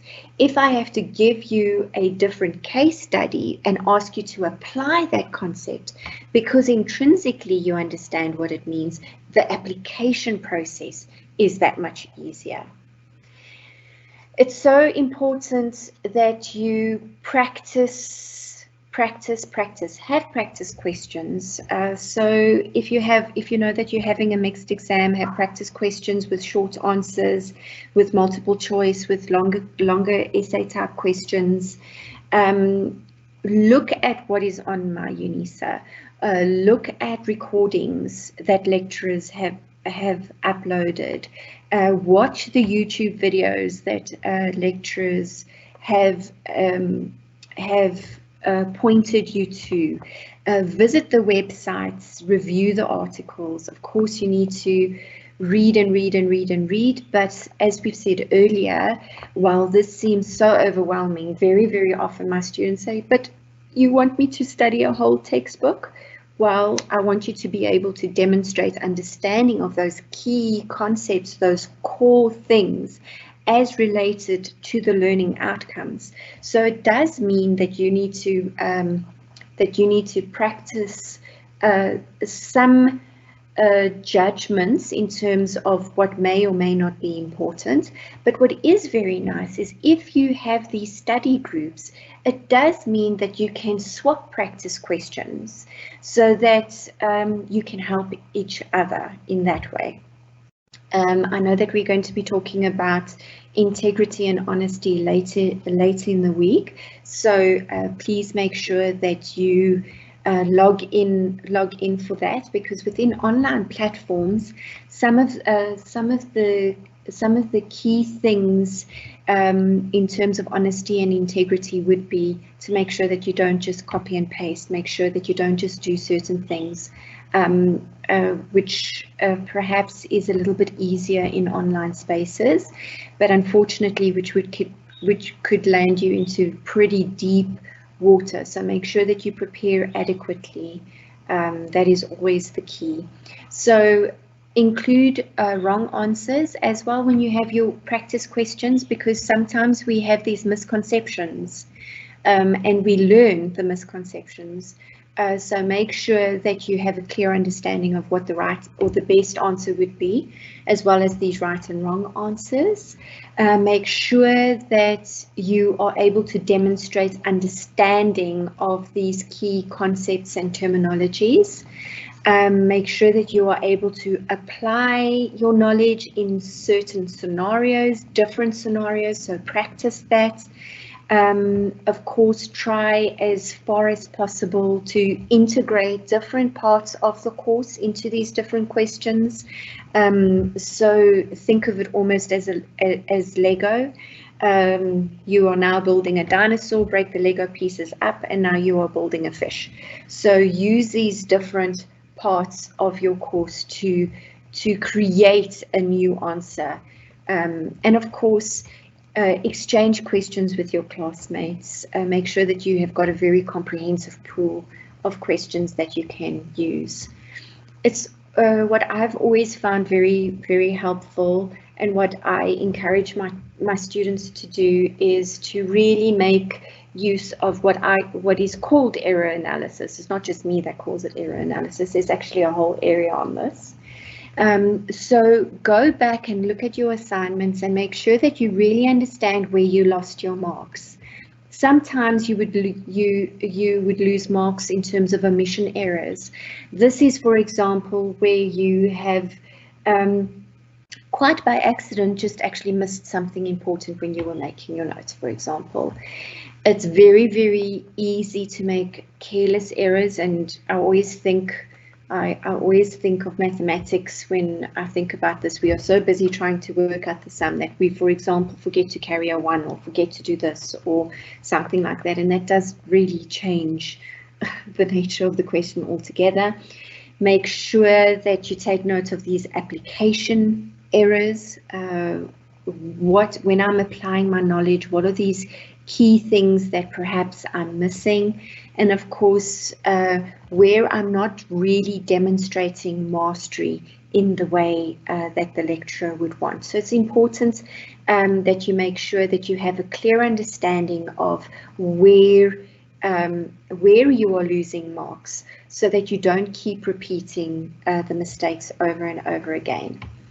Then just in conclusion, just to underscore once again, plan your time carefully. Make sure that when you have a clear understanding of how many questions you have, how much time you can spend per question, and what that would then necessarily mean in the long run. And just remember, if you have prepared adequately, your knowledge and your skills will speak for themselves. And we would just like to wish you all the best for your exams. Just remember, keep calm, good luck for your exams, and we wish you all the best going forward, not only with your preparation, but also when you sit for your exams as well. I thank you.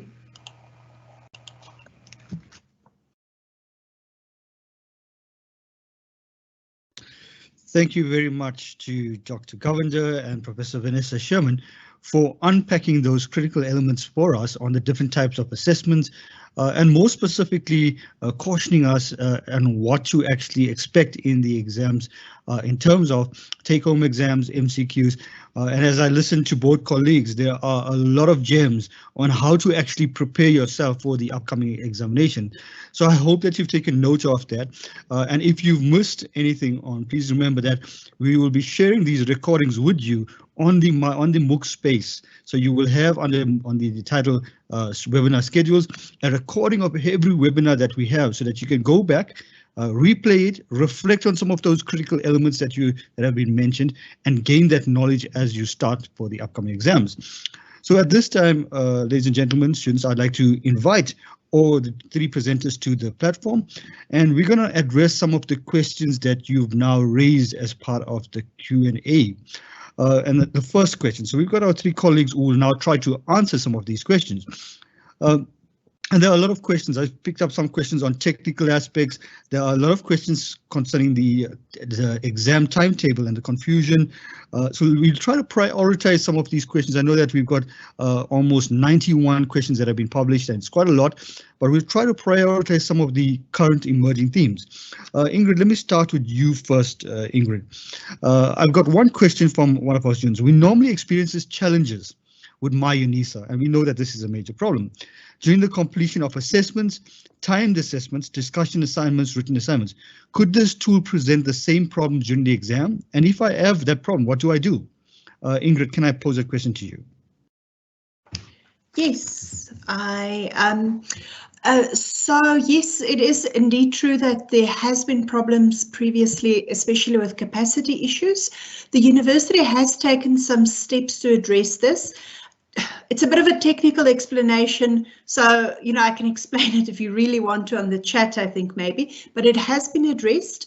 As last year, if there is a major system problem, right? So not just the personal, you are having a connectivity issue, because remember, there's two things. Sometimes we ourselves experience connectivity issues, and there's processes that you can follow for those. If it is a major system crash where no one that's writing, let's say, Anthropology 1501 that day can get onto the system, then the university will make arrangements, and that will be communicated to you. So if it's a personal problem, however, you need to, we can't address this, but they have taken steps, and I do think that it will be more stable this time around. Thank you very much for that, Ingrid. Thank you very much, Ingrid, for that reply. I'm going to filter. I see there's a lot of questions for technology, and Ingrid, I think you come in for majority of these questions, but I'm going to try to bring in Vanessa and Salosh as well. So maybe Vanessa and Salosh, you can respond to this other question, which might be a question that many students are facing. I have a challenge in reading many authors, different academic papers, and then harmonizing them when answering an assignment or essay type question. All my grammar is not the best. I am aware of the structure required of the assessments, but it's a challenge for me to answer essay type questions in an academic language. Do the markers require this? And if so, what is expected in the essay in terms of content? Now, we know obviously we can't answer the content part, but specifically from a structural point of view, maybe Salosh and then Vanessa following that. What are the general things that academics normally look for when they start assessing assessment type questions? Salosh?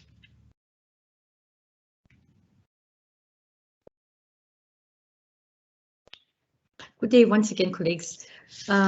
What they normally look for will actually be guided by the rubric. We advised all academics to attach rubrics to essay type questions, essay type assignments, and essay examination. What they would look for is, for example, number one, the ability of the students to analyze. We want to look at analytical thinking. We want to look at critical thinking. That is what essays actually assess. We also want to look at, when we talk about academic writing style, what we are looking for here is, we actually want the students to use concepts, key concepts related to the module, right? They must answer the question, which is very important. Answering the question is critically important. We want to see the students' ability to understand the question, right? We want to see how students are able to apply their knowledge, right? In this regard, we might see if students are able to use examples from the real world experiences, from their workplace, from practical, provide practical examples to demonstrate the understanding of concepts, right? We want to see referencing as well, because it also depends on the NQF level of the module. For example, if this is a third year level module, right? We look at what we call level descriptors. If your module is pitched at the NQF level 7, for example, here we definitely require the students to demonstrate referencing skills, academic writing skills, analytical skills, engaging in academic discourse, which means academic discourse means that you are not only, projecting your own views, your own opinions, but you are using the views of other scholars as evidence to substantiate your point or to support your argument. Okay, I want to stop here, Denzel. I think Vanessa will take over from here. Thanks. Vanessa? Yes, thanks. Thanks, Salosh. So one of the things that I always use that really helped me, because integrating different authors can be very, very difficult. So what I normally do, I still do, but also did, is that per author, I actually have one concept map per author. And then once I've done that, I look across the different authors and then I start to make these links. Which authors are saying more or less the same thing? Which authors are highlighting different aspects? What are the different examples that these different authors are giving? So what would be important is, and this is where those practice questions come in, that is so important, because it helps you to deconstruct and reconstruct all of these different thoughts and ideas. So what I also used, as Salosh indicated, especially with essay questions, are those tables, where you can construct the table in terms of what are the key concepts, what are the similarities, what are the differences per author.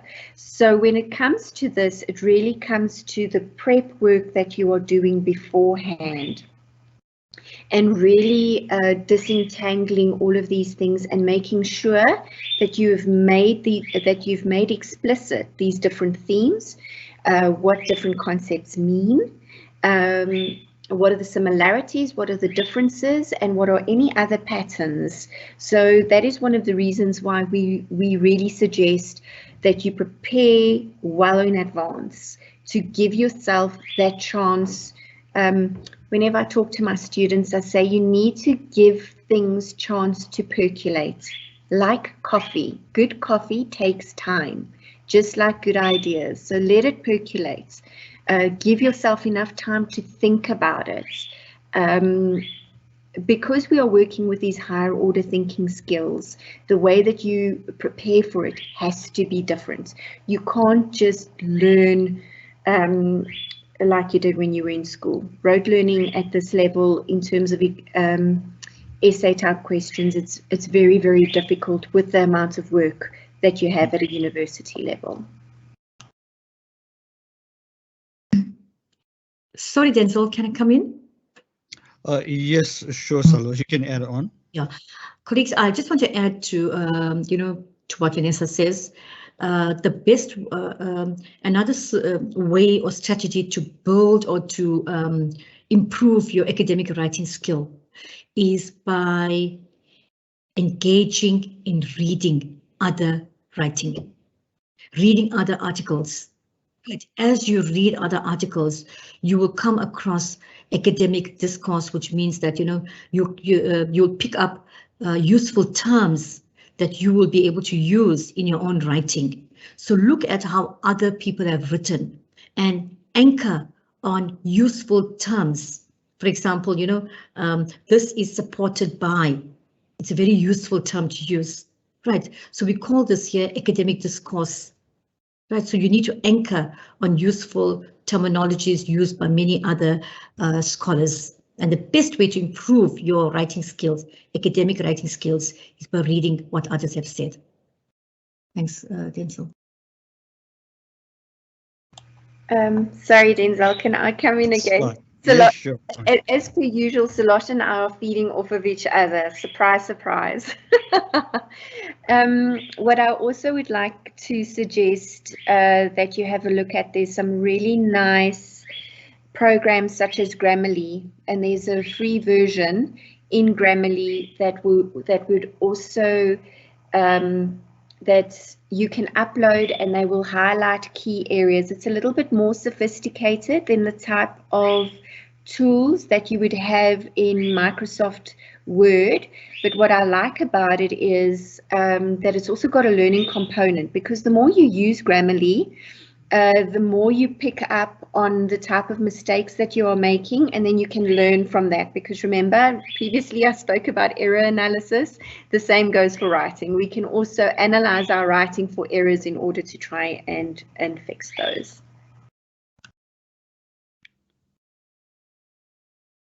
Thanks, Salosh and Vanessa, for that. I like the way you've captured that. Analysis, understanding the key questions, understanding the question, that's quite critical. We don't want students writing and not actually answering the question that we ask them. The idea of preparing way in advance before you can actually engage in the question, reading other articles, reading other similar material to understand how some of these essays are structured, best exposure. And then the last element brought by Vanessa, look at some of the editing tools. One example, Grammarly, which gives you that idea of how to construct, and some of those mistakes that we commonly make, it actually picks it out so that when you submit these papers, it's a good quality paper at the end of the day. Ingrid, building on the idea of preparedness and similar to what the question says, we struggle with preparedness as students are saying. what is about the additional time that students have for uploading this, the exam papers, etc.? This is obviously not taken into the duration of the exam paper. It's an additional time. Can you maybe walk us through some of that, Ingrid? Yes, thank you, Denzel. I think this is a really important question.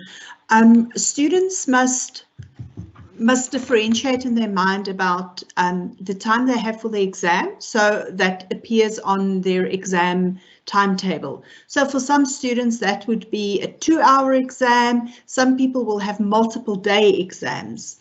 And if you remind me, I'll also address that quickly about the multiple day exams. But that extra hour starts immediately when, if your exam, for example, was scheduled from 8 o'clock to 10 o'clock, that extra hour starts at 10 o'clock. That means that your official writing time has finished, and it is academic dishonesty to continue writing. What that extra hour is for is to, if you've scanned your if you've handwritten your exam, it is to scan your exam, or if you've just typed it, it is to upload your exam. So it's to give you time to make sure that you've scanned everything properly. It's time to make sure that, you know, sometimes the website might be a little bit slower, so it gives you just a little bit of extra time to do the technical parts of your exam, so that technical parts doesn't eat into your official exam time. But one thing that I do want to highlight is, if you are writing a multiple choice question exam, you don't have that extra hour, right? It's not like with the MCQ, you start your exam, the moment you click begin assessment, your time starts counting down. So, and the moment you know, if it's a 2-hour exam, the 2 hours is finished, it submits your exam. So you don't have that extra time with the multiple choice, because it's, you get the questions, you answer the questions, there's no technical scanning that you have to do. In that hour, if you have a take-home exam, you can upload within that hour, anytime as long as it's within that hour. I always advise, try and do it as soon as possible. You don't want to wait until you have 5 minutes left of that hour and then try and upload, and then suddenly something goes wrong with your internet connection, or suddenly Eskom decides to load shed you and you are stuck. Your lecturer will tell you, and the university rules are quite clear on this, if you've missed that extra hour, it's gone. You don't get a second chance, you've missed the exam. You also have 3 attempts to upload your take-home exam, whether you've handwritten or you're doing just or you typed it. You have 3 attempts, but it's only 3 attempts within that hour. The last attempt that is uploaded is the last attempt that will count, if you want to put it that way. And I think lastly, and it's maybe just a little warning, because it's really, really important that students make sure that they are scanning and checking if they are scanning and checking their documents properly. If you've uploaded something that's not proper, you know, it doesn't have all of the pages correctly, your lecturer will mark that to whatever they got. If they got 1 page out of 10, they will mark that 1 page, and that is your exam mark. You will not have a chance to resubmit anything. Yeah, I think that's it from me. Thanks, Ingrid. Let me stay a little bit longer with you, Ingrid. In terms of, you know, one of the students asking this question, I think it's also something that a lot of students have on their minds. Mobile phone, can we use that for the upcoming examination? Would it be preferably a desktop, laptop, mobile phone? And I know you mentioned something about that the students can write their exams, but then what happens? How do they submit it? A single PDF document, scan it, etc. Maybe you can touch a little bit about those technical aspects for students. All right. Thank you, Denzel. So I think it's really important. So the College of CSET, so College of Science, Engineering and Technology, they are using Iris and for some modules, and you have to have a laptop for that. So for them, there's a different set of rules. For anyone else, you can use either your mobile device or a laptop. You just have to be careful with your mobile device. Make sure it's upgraded to the to the newest operating system that you can. Practice it a little bit beforehand so that you're used how to using it. So for online for multiple choice questions, it's it's straightforward. You open it, you get the questions, and you answer them one by one. I would suggest that you put your mobile in landscape mode for multiple choice questions, just so that you can see the question a bit clearer. But you can use it. If you experience technical problems, there's a process that you can follow. So for the take-home exam, it's incredibly easy on the mobile, because you just go up, you download it, and you navigate away from the site and you continue writing your exam. But what you do then have a challenge to is you have to upload that written pages that you've done in some way. So the easiest way, I think, to do this is to download Microsoft Lens. As part of the Microsoft package that you all have access to, you also have access to Lens, and there's no page limit to this. So you download it, and again, practice this beforehand. Download the app, practice how you scan your pages beforehand, so that you know this is how you scan. So that immediately, if you finish writing your exam, you start scanning, and you'll see it's very intuitive to use normally. The big thing to look at is that you don't scan one page and then start a new document and scan another page. You need to add the pages so that it forms a continual document. This is why adding page numbers to your handwritten pages is really important, so that you can easily see page 1, page 2, page 3, page 4, etc. And once you've scanned it, that scanning app will ask you to save it, what format you want to save it. Save it as a PDF document, and then you save it on your phone. And then you go back onto My Exams, you navigate to the site, you navigate to e-assessment, and you click Up File Upload. And then you have to navigate onto your phone where to find your file. So this is again something that you can practice beforehand, right? Make sure that you know, not everyone's phone saves things in the same place. So make sure that you know where the scanning app that you are using is saving to, so that you can upload easily. I think the only other thing that might be important for students to keep in mind is that you can only upload a file of 20 megabytes to the My Exam site. That's a really big file, so there shouldn't be a problem.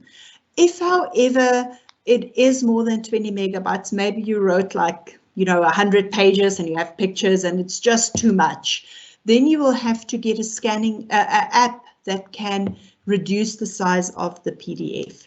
Again, you're not likely to have this problem, but practice beforehand, so that on the day of the exam, in that extra hour, you're not stressing about it. I think the biggest thing about exams really is not about anything but keeping calm. And if you practice beforehand and prepare beforehand, you can keep calm. Back to you, Denzel. Thanks for that, Ingrid. I see there's a lot of questions around proctoring apps as well, which fits into something that Ingrid has mentioned. But for the proctoring apps, ladies and gentlemen, please join us for tomorrow's session, where we will have a dedicated session to unfold what are the two proctoring apps used at UNISA. Vanessa and Salosh, can I bring Vanessa in first, and then Salosh can respond? We spoke about MCQs in length, but one of the students asked this question. I think it's quite critical for us, that they always struggle with MCQs and specifically managing time as well. Just briefly, what tips can you give students on how to prepare for an MC question and also manage time in the process? Vanessa and then Salosh. Yeah, I think time management is always a little bit of a tough ask. Say for example, you've got 60 MCQs and your lecturer has given you 60 minutes. Then that means that per MCQ you can only spend 1 minute on each and every MCQ. I think that when it comes to answering MCQs, that Salosh has given some really nice strategies. For example, always look for the best answer, because for the most part there will always be 2 answer options that are very, very similar to one another. So it's very important that you understand the question. I love the strategy of true and false. Use every distractor. If you read it, is it a true? Is this true or is this false?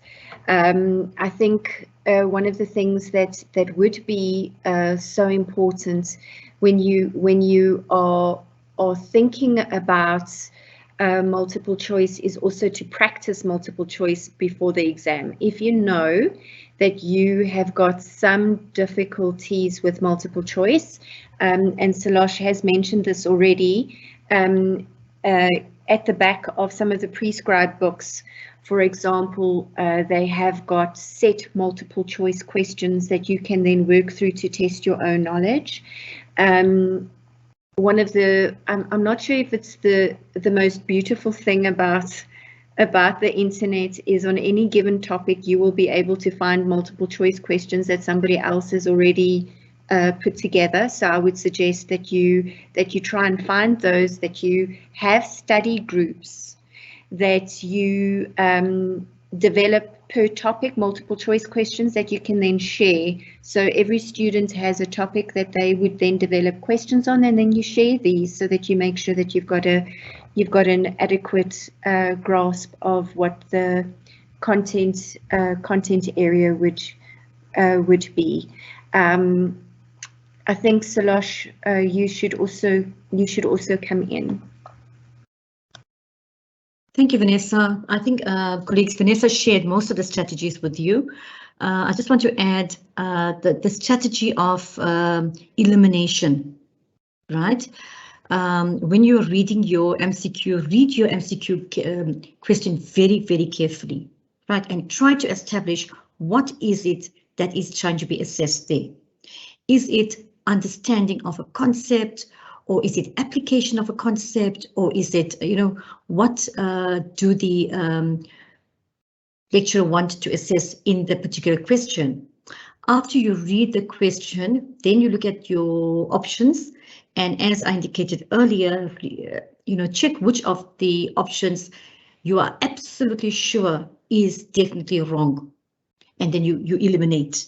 And then if you were given 5 options, now you're left with 4, and you use that kind of process, and you eliminate. When you're left with just 2 options, then you see which is the worst of the 2 options. You eliminate the worst and you come to the best. Right, that is one strategy.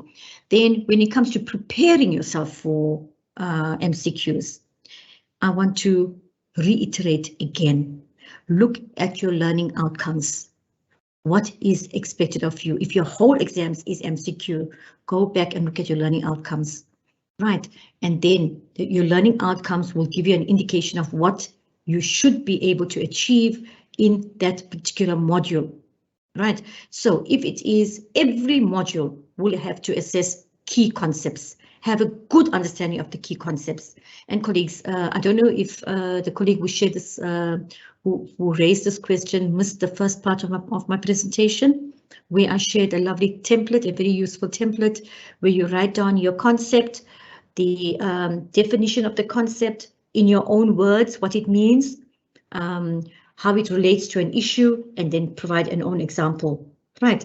If you do that as a practice exercise, you will, it will be very gainful for you. And once again, I want to emphasize what Prof. Sherman mentioned, practice. Use your assignments to practice, right? You might find that the very same question will not be regurgitated in your examination. But what the lecturer will do, the lecturer normally assesses important concepts in your examination. Then she might take the same concept and put it in another way for your examination, which means that the concepts being assessed in your assessments are critical for you to understand. If you had it wrong in your assignment, go back and relearn it, right, so that you understand the concepts. Thanks, colleagues. Thanks, Denzel. Thanks, Salosh and Vanessa. I think those are practical examples on how to engage the MCQs. Ingrid, if I may ask you to come in here, some of the students are asking, while we prefer PDF documents, why PDF documents, and can a student actually submit a Word document for a upload exams? So PDF is preferable because the marking tool that we use at UNISA is PDF based, so it makes it easy for your lecturer to mark. Some lecturers will allow you to do a Word document, but again, you will have to check with the lecturer specifically if that is. As a default, use a PDF document.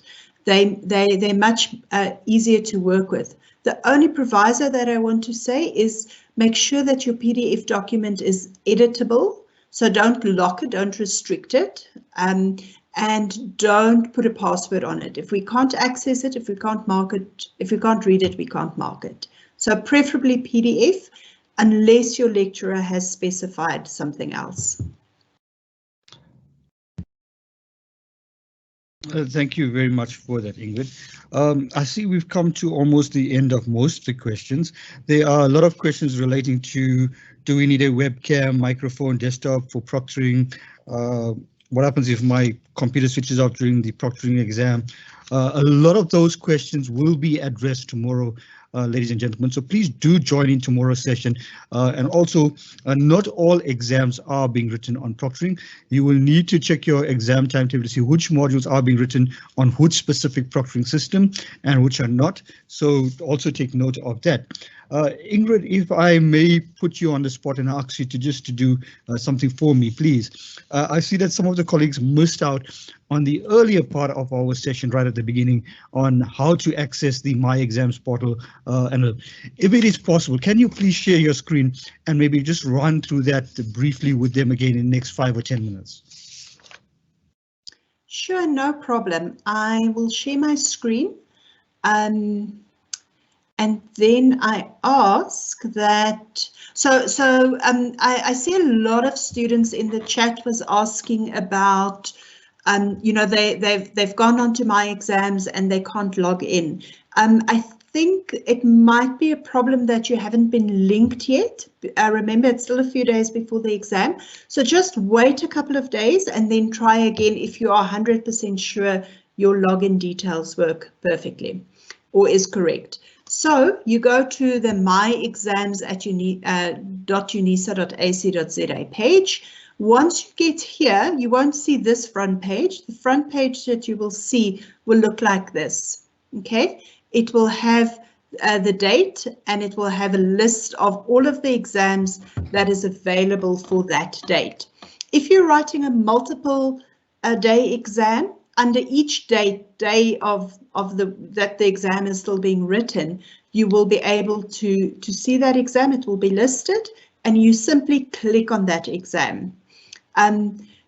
This is not live yet, so you're not going to see this as of yet. It will come live in a couple of days. So once you have clicked your exam, you will be faced with a login site. Here, you use your My UNISA student number and the password. If you're not sure what it is, you can click on Forget Password and it will help you get the correct, it will help you reset your password. Again, don't stress about if it's not working right now, just give it a few days. Then you click on Login, and I just want to view, oh yes, there we go. You will then go into this site and your exam will your module will most probably be on this little ribbon, right? So it will say module 1, 2, 3, exam November 2021. So you will then just click on that exam. If it's not on this ribbon, you can go to sites and it will sit here. If you still can't see it, you can just type it in here and type it in. So then we go to your site that you've chosen. And sorry, this is the student view. your lecturer will most probably have a much nicer picture here than I have. If you are writing an online exam, a multiple choice question exam, you go to online assessment. The exam will sit here under take an assessment, and you will click on the exam to open it. Okay, this screen is the screen that will give you all of the information about this exam. So it will tell you how long you have, if you can submit more than one time. You know, it will tell you here. It might have, you know, it will tell you if it's your highest score being recorded. You know, it will give you all information here. It's very important that you read this very, very carefully. Once you are ready, you can click on begin assessment. And this is when your hour or 2 hours for your exam starts counting off. And you see the timer here at the top. Keep an eye on that timer. This is the timer that will show you how much time you have left. And you can see it keeps on ticking down, down, down. And after that hour is finished, or the 2 hours is finished, depending on the length of your exam, the exam will automatically submit. So all exams are set up that way, that it will automatically submit. Once you are ready, you can read the questions, and you pick the right answer by clicking on the little radio button next to it. Some exams might be set up so that there's more than one question on this page. They might set up 3 or 4 questions on the same page. You just scroll down and read through them as you go. If there's more than one question on the page, you might want to click save every now and again as you work through it. If there's only one question on the page, you can click on next, and it will take you to the next question. Again, you read the question, you answer the question. And the next button saves all of your answers automatically. I want to caution students here though. Some exams are going to be set up so that you cannot return. You can see on this one we have a button that says previous, and it takes you to the previous question. Some exams are going to be set up that you will see a question, you will answer the question, you will go to the next question, and you cannot navigate back.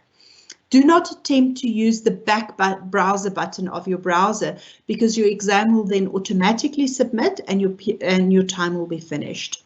Okay, so you click on your answers, it saves automatically, you click on the next answer. Okay, and this is now my final question. So again, you click on the right answer that you want. If your lecturer has set up your exam that you can go back and check, you'll see there's a little question progress bar on the right-hand side. You can click it and open it, and you will see the black dots are the questions that's answered and the white one is not answered. And you can literally just click on that question and it takes you to the first question. Okay, so I'm navigating to the last one. Again, some lecturers will not allow you to go back as a safety measure. So be very careful. That first screen will tell you whether you will be able to navigate back. If you're unsure, ask your lecturer long before the time. All right, so there we go. I've answered the right question. And now what you do is you click on submit for grading. All right, it will ask you again. It's basically asking if you're sure you want to submit. You click on submit for grading again. And now your assessment has been submitted. So you will see, you will get this little receipt that tells you your assessment has been submitted and when it was submitted. This receipt, you can either screenshot this receipt if you want to, or you can, but it will be emailed to you. It's very important that you keep this receipt, because this receipt is your proof that you've submitted your exam. So very important that you include it. Okay, so then you can just continue. Some exams will be set up so that you have 2 chances. So if you would like another chance, you can start, but that is only if you have enough time available at the end. All right, the other type of exam that you will have is the e-assessment type of exam. All right, you'll navigate to e-assessment. The title, the exam will be here. You just click on it. and then you will see all of the information about this exam. So it will tell you, sorry, there we go. It will tell you how long you have, how many times you can resubmit, and that will be 3 times for everyone. So it tells you all of the information that you need about this exam. You'll see then there under additional resources for assignment, there will be a PDF document. You just click it to open it, and your exam question paper will open, and you simply click on download it, and you have it there. All right, so then you can navigate away from this page. You don't have to stay on the e-assessment. You have to stay on the MCQ. You do not have to stay on e-assessment. So you can log out and come back in. Remember, some of your exams will be short, 2 hours or 3 hours. Some will be days. So we don't expect you to be on the exam site for days on end. So once you are ready, you've now either typed your exam or you've written your exam by hand, and you are now ready to hand in. You will navigate back to this site.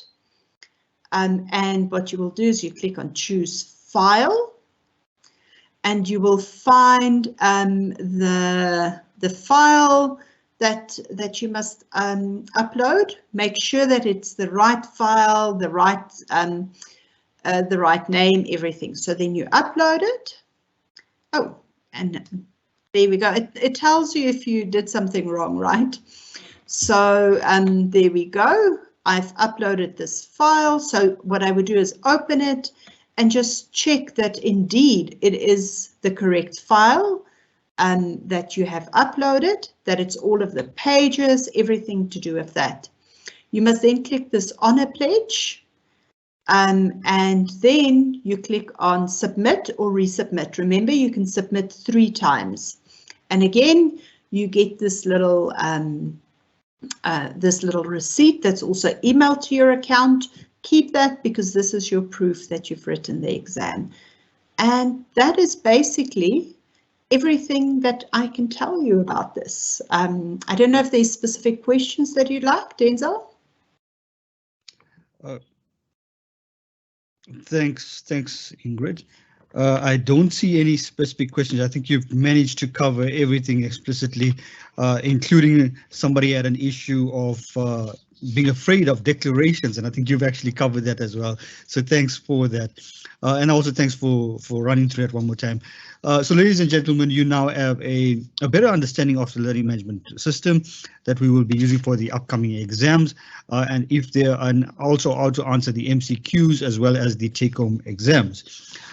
We've now come to the end of our program, and I just have a little bit to run through with you for the day, for upcoming weeks especially.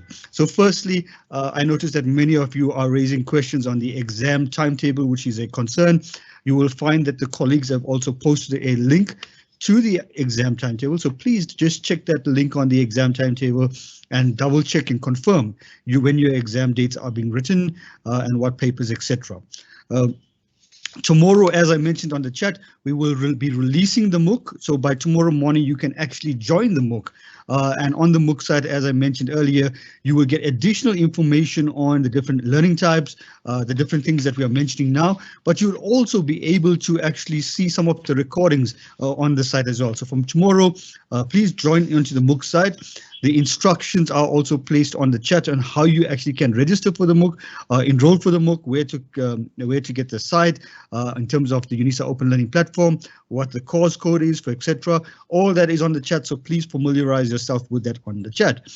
The rest of the week, for those that are joining us for the rest of the week, and I encourage you to please join us for the rest of the week. Tomorrow we will be discussing the proctoring apps, and as I said, that's quite critical and runs across all colleges, just that not all modules are using the proctoring app, but please join us tomorrow as we would have the 2 apps, Invigilator app and the Iris, being demonstrated to us on how you actually need to use this. We will then on Thursday talk about academic integrity.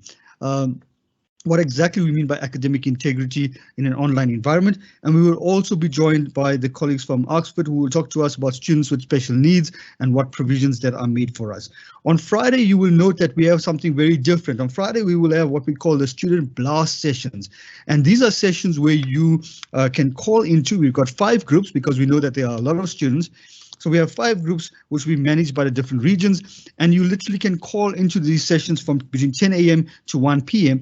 and raise any of your questions, whether it's technical aspects, the how to engage the platform, the how to apply the proctoring apps, and we will have digital learning advisors behind the scenes that will help you to engage in these spaces.